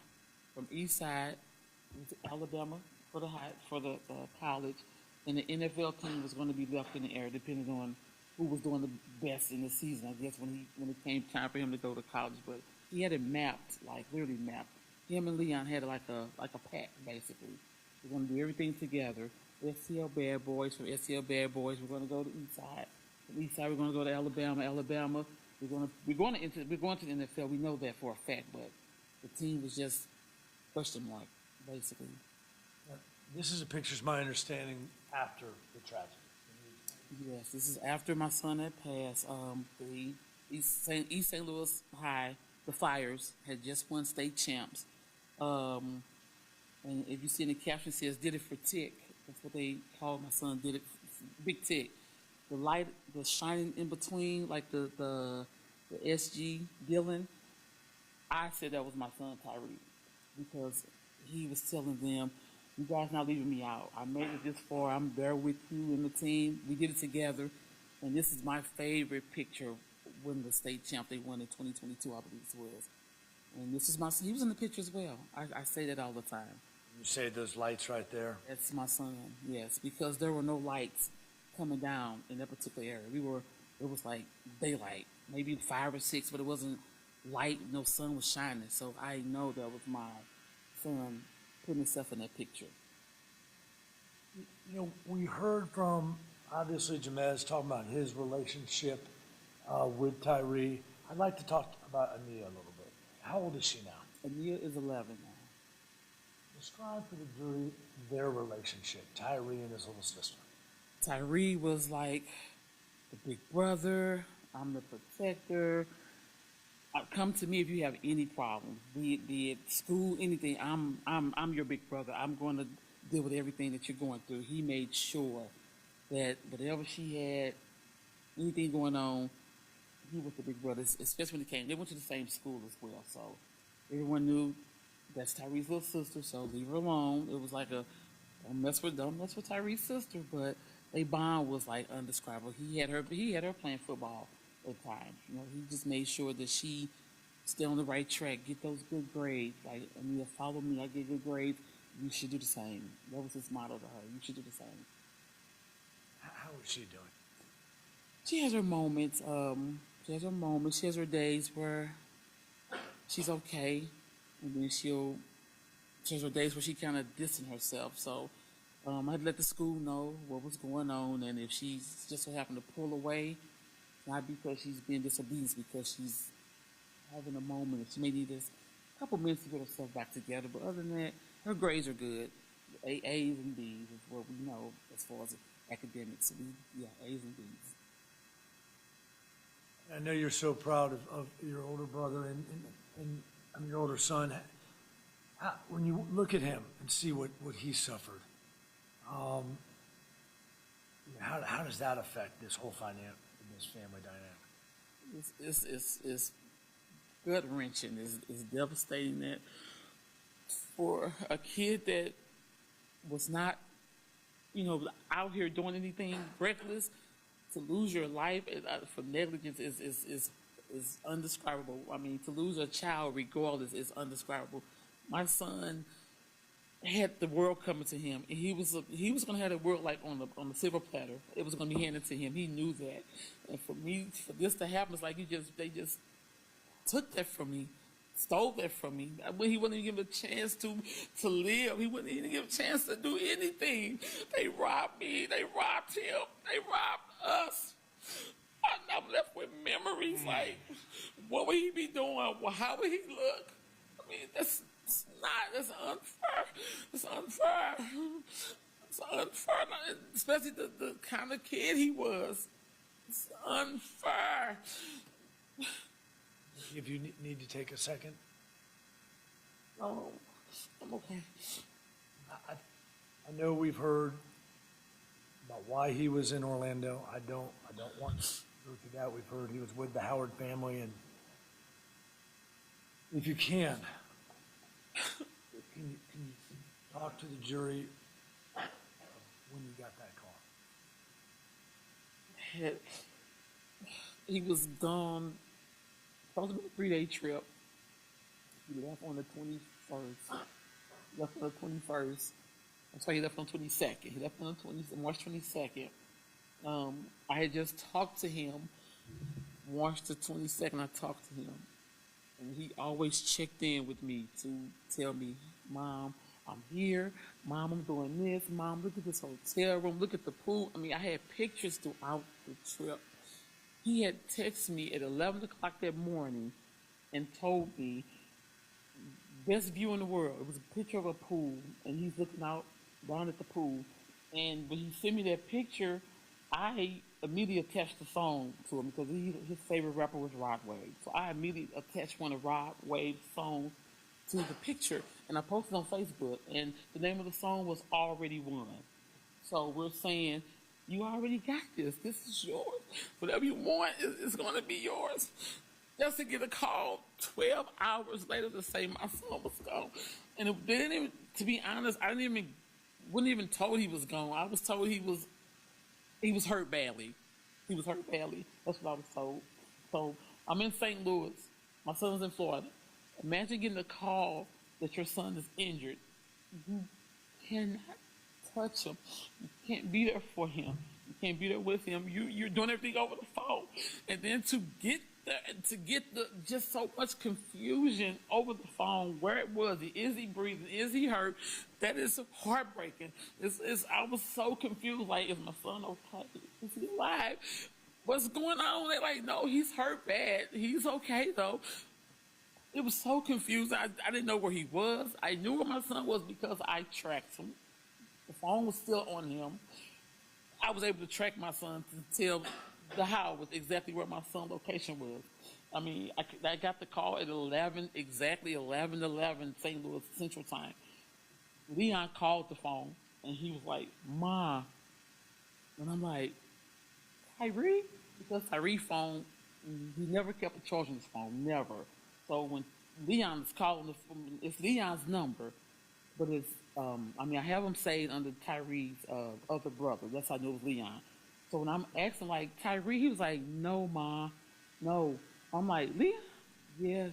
I'm like, "What happened?" He was like, "Ma, Tyree fell off a ride." That's all I heard. That's all I was told. I'm thinking, first thing I said, "Is he hurt?" He's like, "Yeah, he's kind of hurt, but yeah, he's okay." I never knew the height of the ride. I never knew any of this. I'm thinking maybe a small little roller coaster or something. Maybe a couple feet in the air fell off. Okay, I'm like, okay, I'm panicking because again I'm in St. Louis. He's in Florida. We are miles away, so everything's been told to me over the phone. So I'm trying to be calm, trying to get as much information I can. He was like, "Yeah, Mom, he's okay, but they're not giving us too much information. But he's okay. He's not. He's hurt. He's hurt badly, but he's breathing. That's all I want to know. Is he breathing? Yeah, he's breathing. He's breathing." In the midst, I'm packing up my clothes. I'm packing because I'm about to go to Florida to be with my son. I start packing. I'm coming from where we could St. Louis County, and I had to go to St. Louis City. That's like a 25-minute drive. I did speak with someone, and they told me that they would get back with me as soon as possible to let me know what was going on with my son.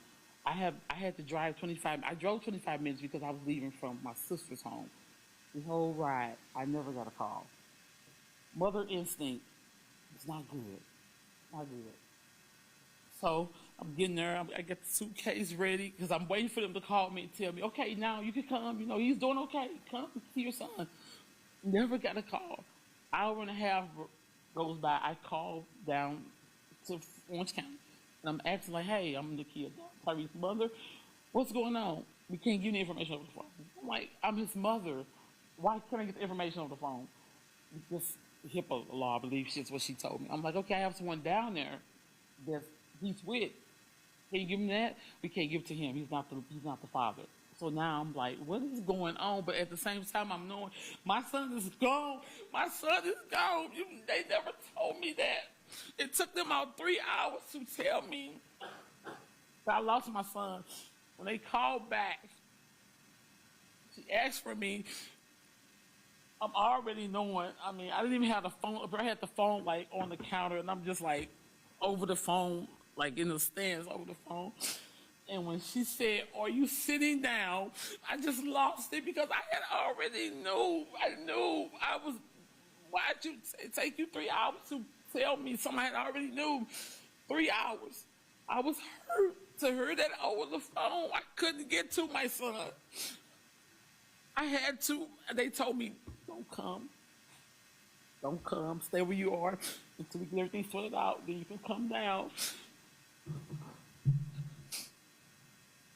I had to do everything from St. Louis, basically, because he was, again, in Florida.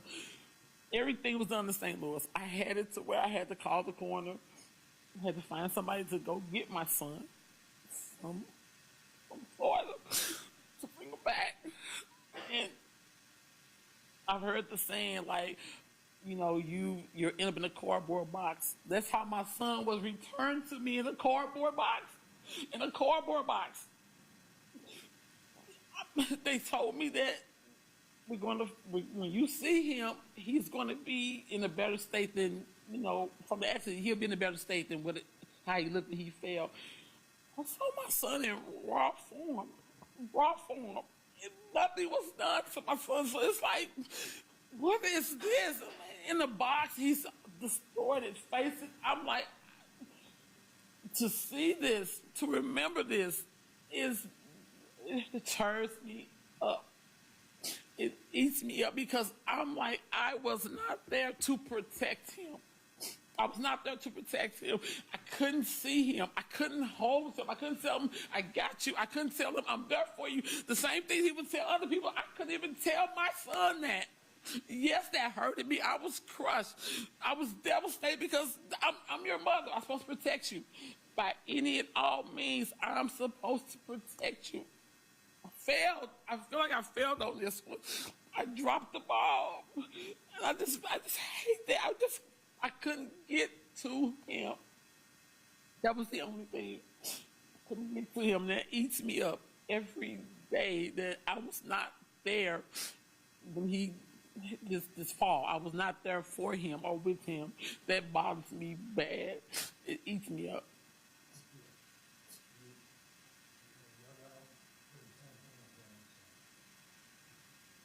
You all not do anything other than make the job work. And I want to talk and have you address this before we go any further arguments about this case. Think of the wonderful, wonderful young man that you raised. Know that his room has a special place to you. And we have a short video that I'll show the jury. We'll conclude, okay? This is his room. You narrate a little bit, so we'll play it a little bit, and then I'll ask you a question.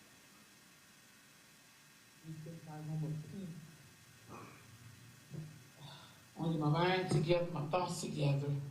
I come in here. This is also the same room where I lose my mind. This is football. I'm sorry, this is the basketball jersey that he acquired from City Garden. They signed the basketball, different classmates, different sayings on it. These are a couple of pictures. This is how I have to know my son from this day forward. The rest of the things are things I have acquired from a group of Tyree that I was in, or Tyree, but they buttons for him. This is the Flyers jersey, of course. One of the Flyers jerseys that he had. This is when they made state championship with the Flyers. This is what they call I believe it was a grave cover, if I'm not mistaken. I've been in that room with you. So, ladies and gentlemen, you say it's a room of peace, it's a room of movement. You're talking about that dichotomy and what you think about when you think about the future without Tyree. That room is a room of peace because everything that I knew that meant something to him, I tried to keep. And I just, different things that people sent to me for my son. It's a group out for him as well, and they sent him plenty of things, football, teddy bears, t-shirts, all that type of things. That room there is when I want to go in there and just to remember my son, because this is how I had to remember my son. Through a button, through a shirt, through cardboard images of him. This is how I had to remember my son from this day forward. It's peaceful because I know that these are things that he loved. The basketball, the football, it was a lot more to it. It's a lot of things that was in that room. This was his room that he came to, the bed that he laid in, the things that he acquired and loved to play with and touch and all that.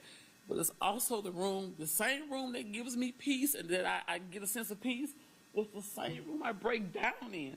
Because, again, I'm looking at images now of my son. I can't touch him. I'm touching him on the shirt, hugging a pillow, hugging a blanket, smelling jerseys. That's the room I break down to every day. It's not a day that don't go by that this room, I'm not in this room. I'm in here every day. I speak to my son. I'm asking him questions, asking him, what should I do? Tyree, I'm going to do this. I'm about to do this. What do you think? Knowing I'm not getting a response. But this is my way of still being connected with my son that I know never is going to come back. It took me a minute to get to this place of not knowing he's going to come back. But this is my room of peace.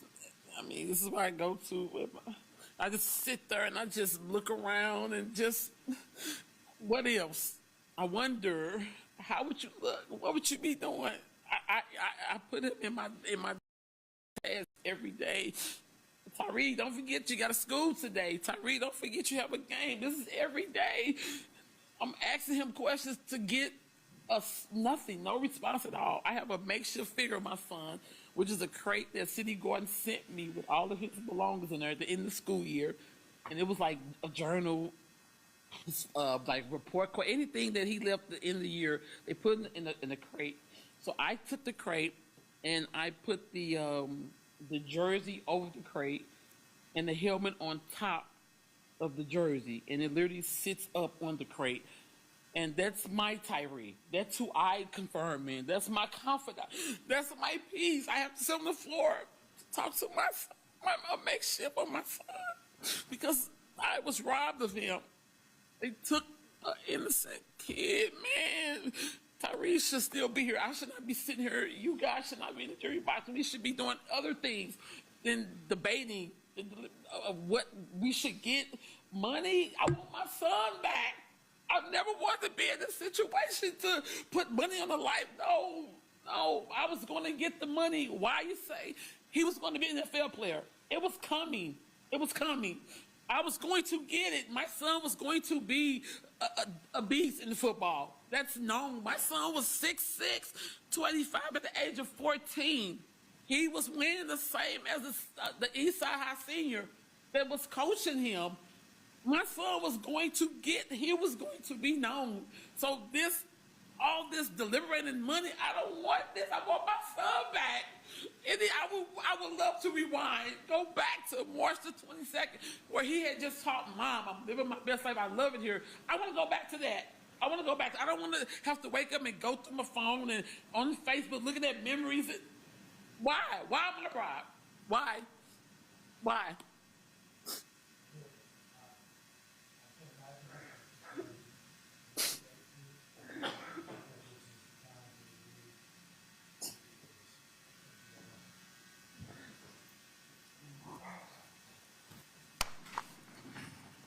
May I have the jury version or the jury copy of the jury instruction, of the verdict, jury instructions?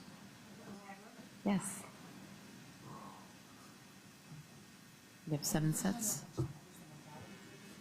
Yeah, that's fine. I just want to look at these while you're finishing. How many? I only have 4 copies? Okay.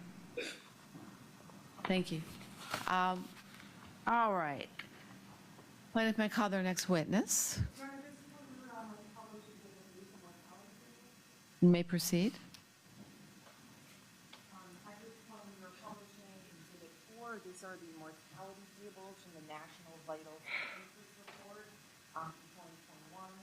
As you can see, a 13 and 14-year-old on average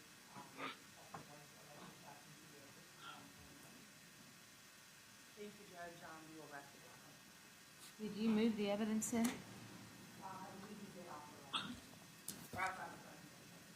Okay. So exhibits 1 through how many?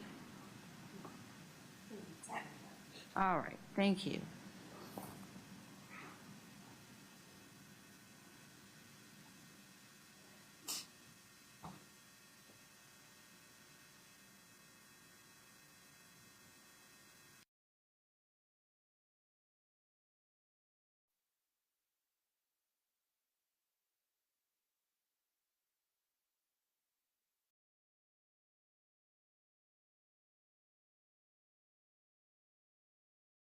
Somebody give me the number for the mortality tables jury instruction.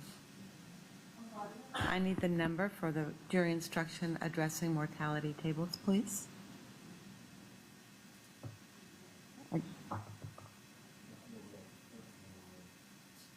She just read it.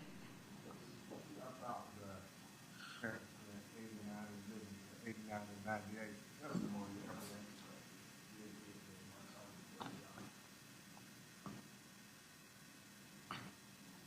So you're not moving, so the mortality tables are not in evidence? No, Your Honor, they are in evidence. Okay.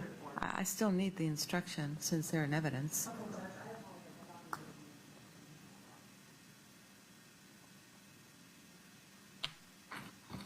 And they're in this big book somewhere, so stand by.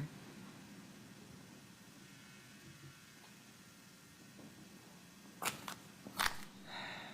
it might have been your preliminary instructions, because you talked about the mortality thing. I did, thank you.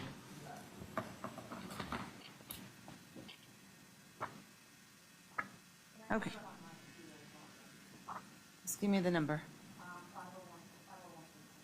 Thank you.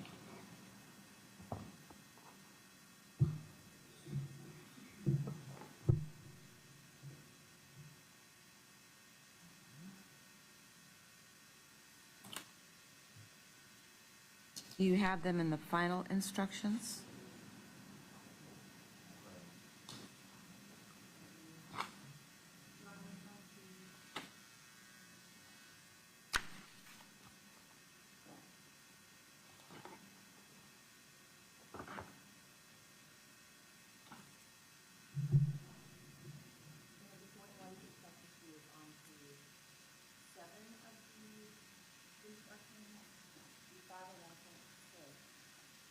All right, hold on.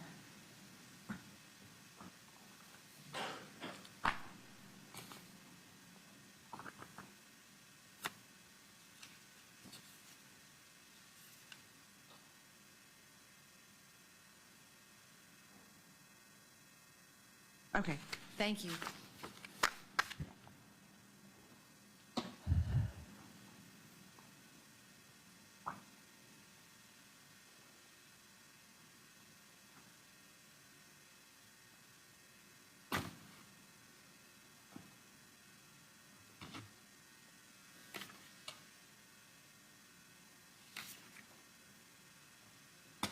Members of the jury, I'm going to read you the final jury instructions.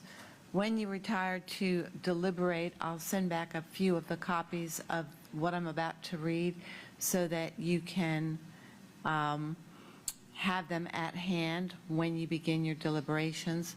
So you won't need to take notes now unless you want to. You will have exactly what I'm going to be reading in the jury room. Members of the jury, you have now heard and received all of the evidence in this case. I'm now going to tell you about the rules of law that you must use in reaching your verdict. You will recall at the beginning of the case, I told you that if at the end of the case I decided that different law applies, I would tell you. These instructions are not different from what I gave you at the beginning, and it is these instructions of law that you must now follow. When I finish telling you about the rules of law, the plaintiff will present their final arguments to you, and then you will retire to consider your verdict. The claims in this case are as follows. It is admitted that defendant Funtime was negligent in failing to manufacture, design, build, and supervise the free fall drop tower ride at Icon Park in Orlando, Florida, which caused the death of Tyree Sampson. Plaintiffs Nakia Dodd and Yarnell Sampson suffered damages as a result of losing their son. They must prove their claims by the greater weight of the evidence. I'll now define some of the terms you will use in deciding this case. Greater weight of the evidence means the more persuasive and convincing force and effect of the entire evidence in this case. You should award Nakia Dodd and Yarnell Sampson an amount of money that the greater weight of the evidence shows will fairly and adequately compensate them for their damages, including any damages that the estate and the survivors are reasonably certain to incur or experience in the future. In determining the damages recoverable on behalf of Tyree Sampson's case, you should consider the following elements. Medical or funeral expenses due to Tyree Sampson's injury or death, which were paid by or on behalf of Tyree Sampson. The mental pain and suffering of Nakia Dodd and Yarnell Sampson as a result of the injury and death of their son, Tyree Sampson. In determining the duration of mental pain and suffering, you may consider the life expectancies of Nakia Dodd and Yarnell Sampson, together with the other evidence in the case. In determining the duration of any future loss sustained by Nakia Dodd and Yarnell Sampson by reason of the death of Tyree Sampson, you may consider the joint life expectancy of Nakia Dodd, Yarnell Sampson, and Tyree Sampson. The joint life expectancy is that period of time when both the decedent and the survivors would have remained alive. The mortality tables received in evidence may be considered together with the other evidence in the case in determining how long each may have been expected to live.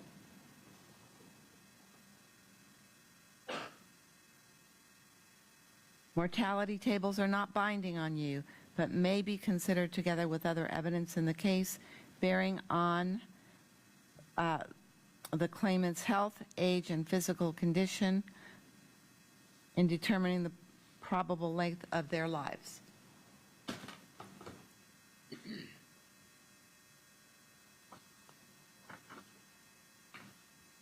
In deciding this case, it is your duty as jurors to decide the issues and only those issues that I submit for your determination, and to answer certain questions I ask you to answer on a special form called a verdict form.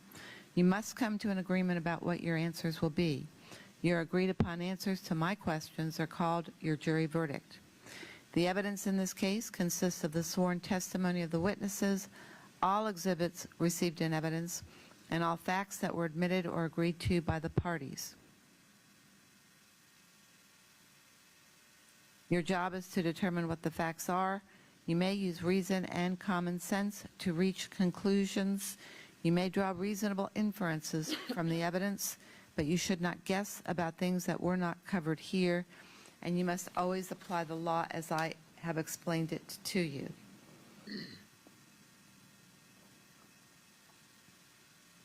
In evaluating the believability of any witness and the weight you will give the testimony of any witness, you may properly consider the demeanor of the witness while testifying, the frankness or lack of frankness of the witness, the intelligence of the witness, any interest the witness may have in the outcome of the case, the means and opportunity the witness had to know the facts about which the witness testified,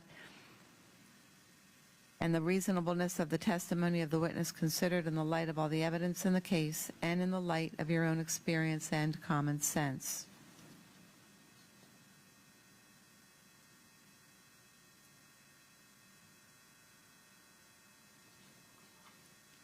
That is the law you must follow in deciding this case. The attorneys for the plaintiff will now present their final argument, and when they are through, I will have a few final comments for you. Counsel, whenever you're ready.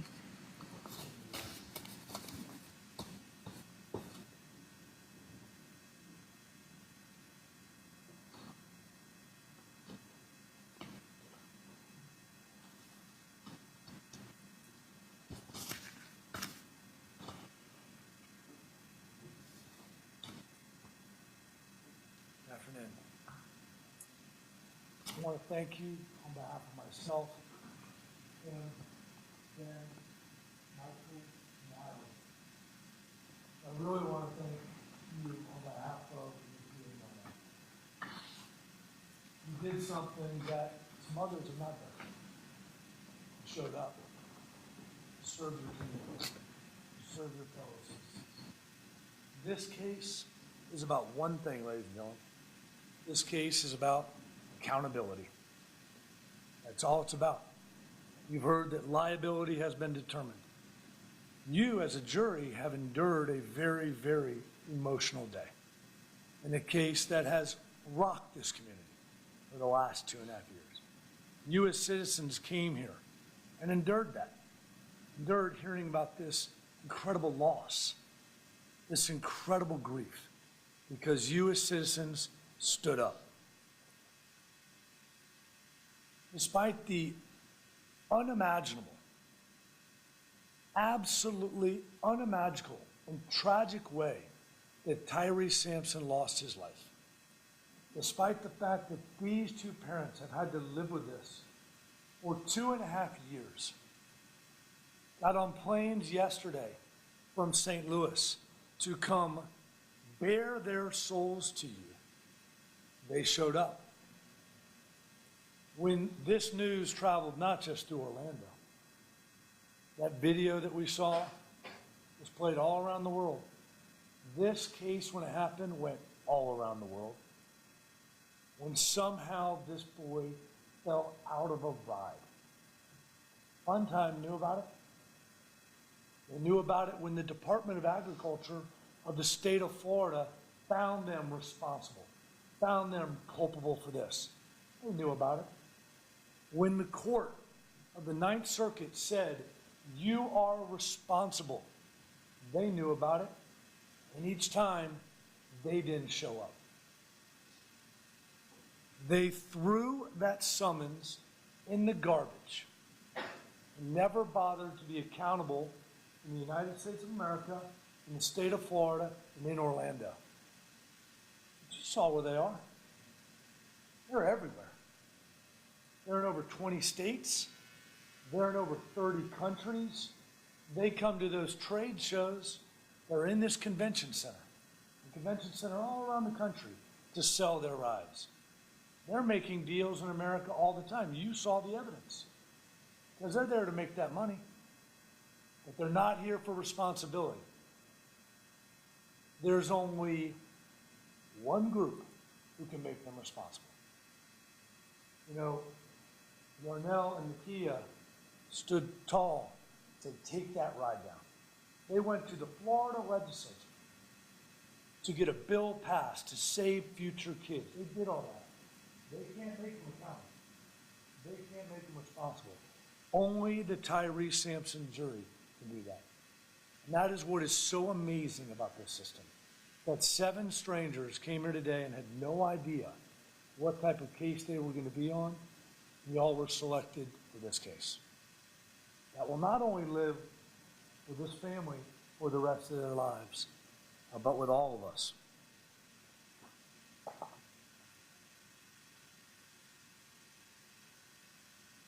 You know, rarely do you have a situation where the court has found a corporation already liable. And that's what you have here in this case. And ladies and gentlemen, I'm going to go over some stuff. You've already seen it. But what is really amazing is that a corporation who makes these rides can exist in all those places except for one. Can't be here. They can't be bothered. They can't look these 2 parents in the eyes and say, this is what happened. And we know why. What were they saying? Their behavior, their conduct is absolutely egregious and indefensible in this case. And they just said the heck of it. They absolutely held their noses up, not only to this family, but to this court, and to our entire system of justice. Because, well, we're from Austria. Well, it doesn't look like it. Looks like you got a pretty good presence in the United States of America, except for when it counts. And you've seen all these slides. You know where they are. All these places where they have these dangerous rides that have to have security, have to have safety, have to have procedures, and they don't. And like Kim said earlier, this is not simple stuff. This is one of the potentially most dangerous rides you could build if you didn't do it right. And they absolutely didn't do it right. You saw the advertisements where they brag about it. The tallest in the world. We're going to do everything different. Even though we have a ride not as tall at Dollywood up in Gatlinburg, Tennessee, we're not going to tilt that one forward 30 degrees. We're not going to build it 430 feet. But I tell you what they do have on that one. Have a seatbelt. You've seen that. You've seen that throughout. There are 2 major unanswerable failures here, or no seatbelt, and then they allowed the seats to be manipulated. And you've seen all this. But this is how egregious this is. It was interesting that a juror said this morning, what about a scale?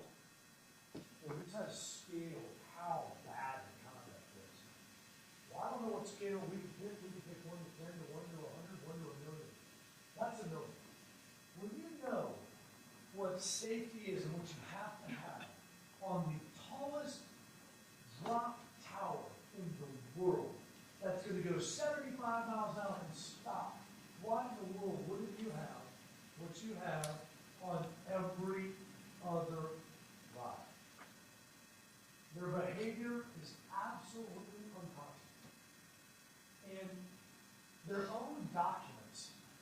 say, oh, there's no need for an extra safety or seatbelt because the seat restraint system will fill more than the requirements. That's what they tell everybody. They sell one to Bachelor Valley World, they sell one to Icon Park, or they sell one out to Disney World, or Universal Park. That's what the manufacturer says. You don't need a seatbelt. They're telling the park owners you don't need this, we're the manufacturer. That's how reckless they are. That's why the court has found them absolutely negligent in this case. And if that's not enough, let's make sure that the seats can be changed. The only safety requirement we have, because we said the heck of the seatbelt, is that guardrail can absolutely keep you in place. Can't be touched. There's no way to do it. It's all within the job. It's like somebody messing with a finish. You can't do it. That's exactly what they did. And you've seen all this. We know they directed Tyree to seat 1. We know that prior time to the accident, seat 1's harness proximity sensor was manually loosened, adjusted, because this manufacturer, Fun Time, allowed it to happen. And again, these are the findings that the state of Florida paid for. The state of Florida did an exhaustive examination because the Department of Agriculture said this cannot happen again. This will never happen again. This is unacceptable. It's unthinkable. And this is exactly what happened, why Tyree came out of that chair. And you've seen all this evidence, and it is uncontroverted, and the court has ruled on it. But it is absolutely egregious. There is no way in the world this happens. And when we talk about days, when we talk about what we talk about in Birdseye, how do you measure damages in a Birdseye? One thing we have to think about, and we've all talked about how losing a child is something we can't allow our minds to go there. We talked about it earlier. There's no word for it in this. Absolutely no word to explain. It's not like you don't feel that and feel something. You're not supposed to feel it. It's the most unnatural thing that can happen in life. Moms do this. No matter how you do a child, it is the most annoying. Why? Unexplained. There's no way to explain. Everybody in the world who's seen that video says this happened. How in the world could this happen? And that is something the kid lives with and I have to live with every day of life. And you'll now have to live with every day. The question, how? This can't be real. Nakia goes into that room. This cannot be real. He has to be here. Darnell wakes up in the morning. This has to be the day. It has to be the day that he is coming back because this could not have happened here. And that is what, ladies and gentlemen, the jury, I keep saying ladies and gentlemen, I apologize. This is the jury instruction. We're going to the verdict form. We're going to get two of these. One for the PF and one for the other. And we talked about it. We talked about in the jury instruction, the verdict form, it says medical and funeral expenses. That's all been taken care of. This is about the pain and suffering of what we do. And like we talked about earlier, you as the jury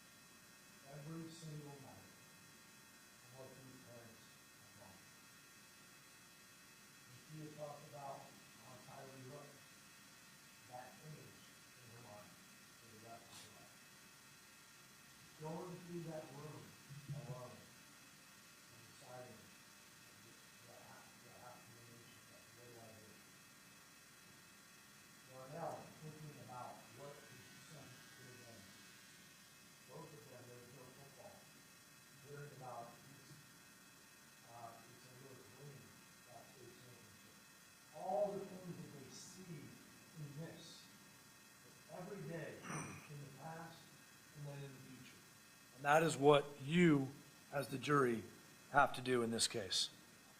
And I'll tell you something that I believe is really, really unfair. You heard both parents up there pouring their souls to you, talking about they feel bad. It should have been their protected child. That's like someone, God forbid, in 9/11, who did it, on that flight thinking the guilt surviving. I was on that plane. How did I not get on that plane? We all know they did absolutely nothing wrong. They let their child be rewarded who deserved it. We heard about Tyree. And what an incredible kid, young man. He deserved to go on vacation with his best friend in space. But the kids right now are loving parents who they're protective. Who says, I could have done something. I guess that's part of being just a loving, wonderful parent. But that pain that they have, it's so unfair that they feel that pain, yet Fun Time doesn't have the absolute courage to come not only face them, but face the court and face you. I'm really struck with you here. Their pain, I could have protected my child. Might be irrational. But what the true confidence, the true entity that should have protected him, doesn't even have the guts to do this. All that factors in when you think about this young man and the loss of his life. You've seen all the pictures. It's been a one day, but I think you have gotten an incredible view at this young man who not only this incredible family lost, but truthfully, we all lost. The well-roundedness. Yes, he was going to be a football star, but he was going to be so much else to so many people, to so many kids. You saw him in class. I mean, these pictures of him as the gentle giant in this class with these young kids who looked up to him like a god. What did he do? How did he meet that? With humbleness, with kindness, with everything that Nakia, Yarnell, and the whole family put into him to make him what he was. And you heard both of them say from that stand, it's not fair, and they were robbed of him. They were robbed of him for the rest of his life.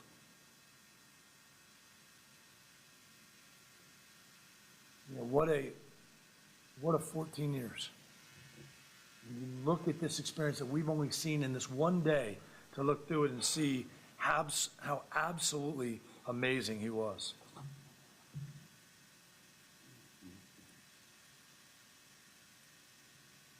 The leader, the friend. I think it was said from the stand that he was the perfect thing. The absolute perfect thing. And the problem is when you have complete innocence on one side, and it meets up with absolute corporate indifference and uncaring, you have a tragedy. And that's what happened on March 24th of 2022. Now, how do you do this? You've got to do it both in the past and in the future. And we're going to suggest some damage numbers to you, ladies and gentlemen, but it is up to you. It is up to you in this case. But when you look at the past 2.5 years that Nakia has gone through, every single day, every single night, that video in her mind, waking her up at night, absolute nightmares and terrors, we would suggest a number of $15 million in the past. And in the future, if I could list to you for hours, everything that she is going to miss, and you'll never going to miss, and falling in love, and getting married, and having kids,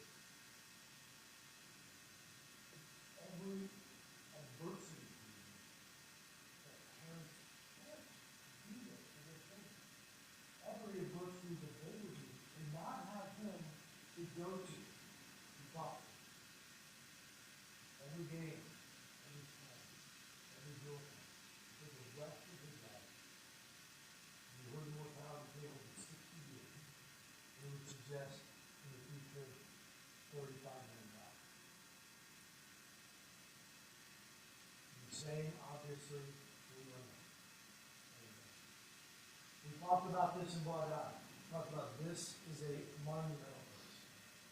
Absolutely monumental case that you have two separate claims.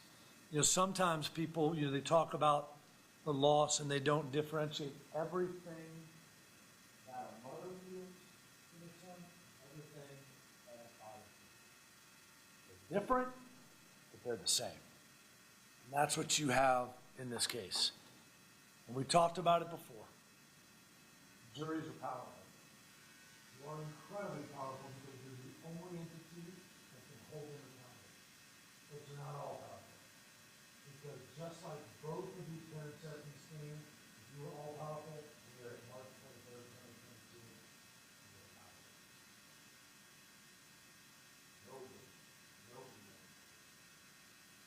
Except for those who come, yes, they come, and have to come.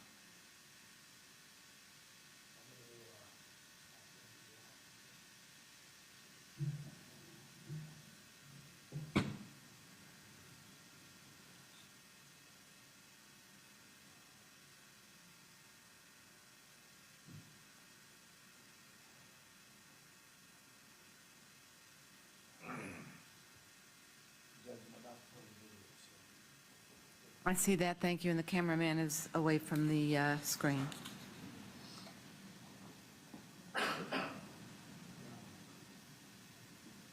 about to show you the video again, and you've seen it. And if you don't want to look at it again, I totally understand. Because every time I spit,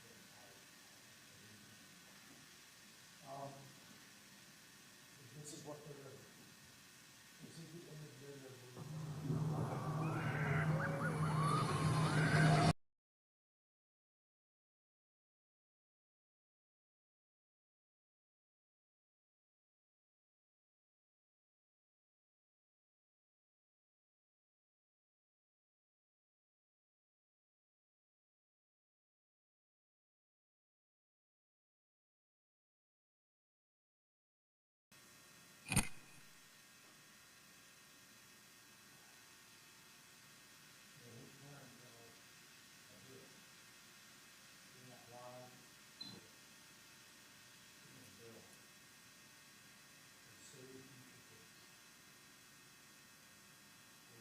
Everything they can to make the world safer and protect it. There's only one thing left, and that's the whole fun time. Remember what I suggested? You may think alone. This is your decision.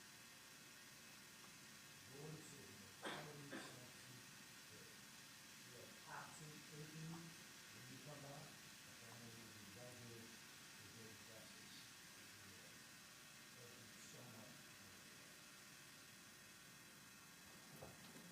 Thank you, counsel. Can you turn the lights back on? Members of the jury, you have now heard all the evidence, my instruction on the laws that you must apply in reaching your verdict, and the closing argument of the plaintiff. You will shortly retire to the jury room to decide this case. Before you do, I have a few final instructions for you.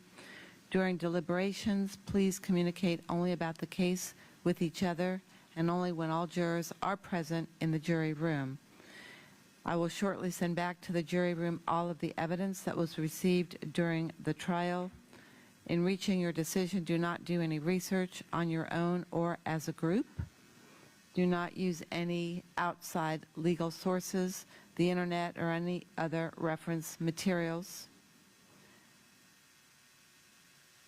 You are not to communicate with any person outside the jury about this case or talk with anyone about this case until you have reached a verdict. Do not contact anyone to assist you, such as a family accountant, doctor, or lawyer. These communications rules apply until I discharge you at the end of the case. If you become aware of any violation of these instructions, please tell the court deputy so that information can be relayed to me. You may take any notes that you have taken during the course of this trial with you into the jury deliberation room. Your notes are simply an aid to your own memory, and neither your notes nor those of any other juror are binding or conclusive. Your notes are not a substitute for your own memory or that of other jurors. Instead, your verdict must result from the collective memory and judgment of all jurors based on the evidence and testimony presented during the trial. At the conclusion of the trial, the court deputy will collect all of your notes and immediately destroy them. No one will ever read your notes. In reaching your verdict, do not let bias, sympathy, prejudice, public opinion, or any other sentiment for or against any party to influence your decision. Your verdict must be based on the evidence that has been received and the law on which I have instructed you. Reaching a verdict is exclusively your job. I cannot participate in that decision in any way, and you should not guess what I think your verdict should be from something I may have said or done during the course of the trial. You should not think that I prefer one verdict over another. Pay careful instruction to all of the instructions I have given you, for that is the law you must follow. I will send 4 complete sets of the jury instructions back into the jury room for you to review during your deliberations. All of the instructions are important, and you must consider all of them together. There are no other laws that apply to this case, and even if you do not agree with these laws, you must use them in reaching your decision in this case.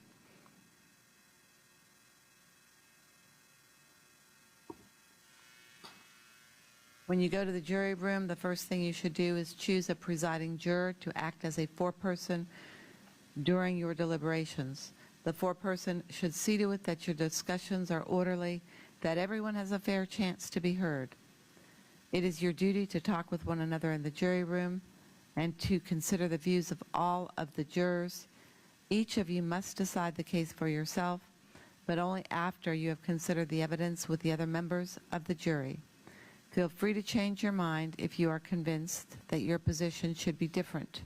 You should all try to agree, but do not give up your honest beliefs just because the others think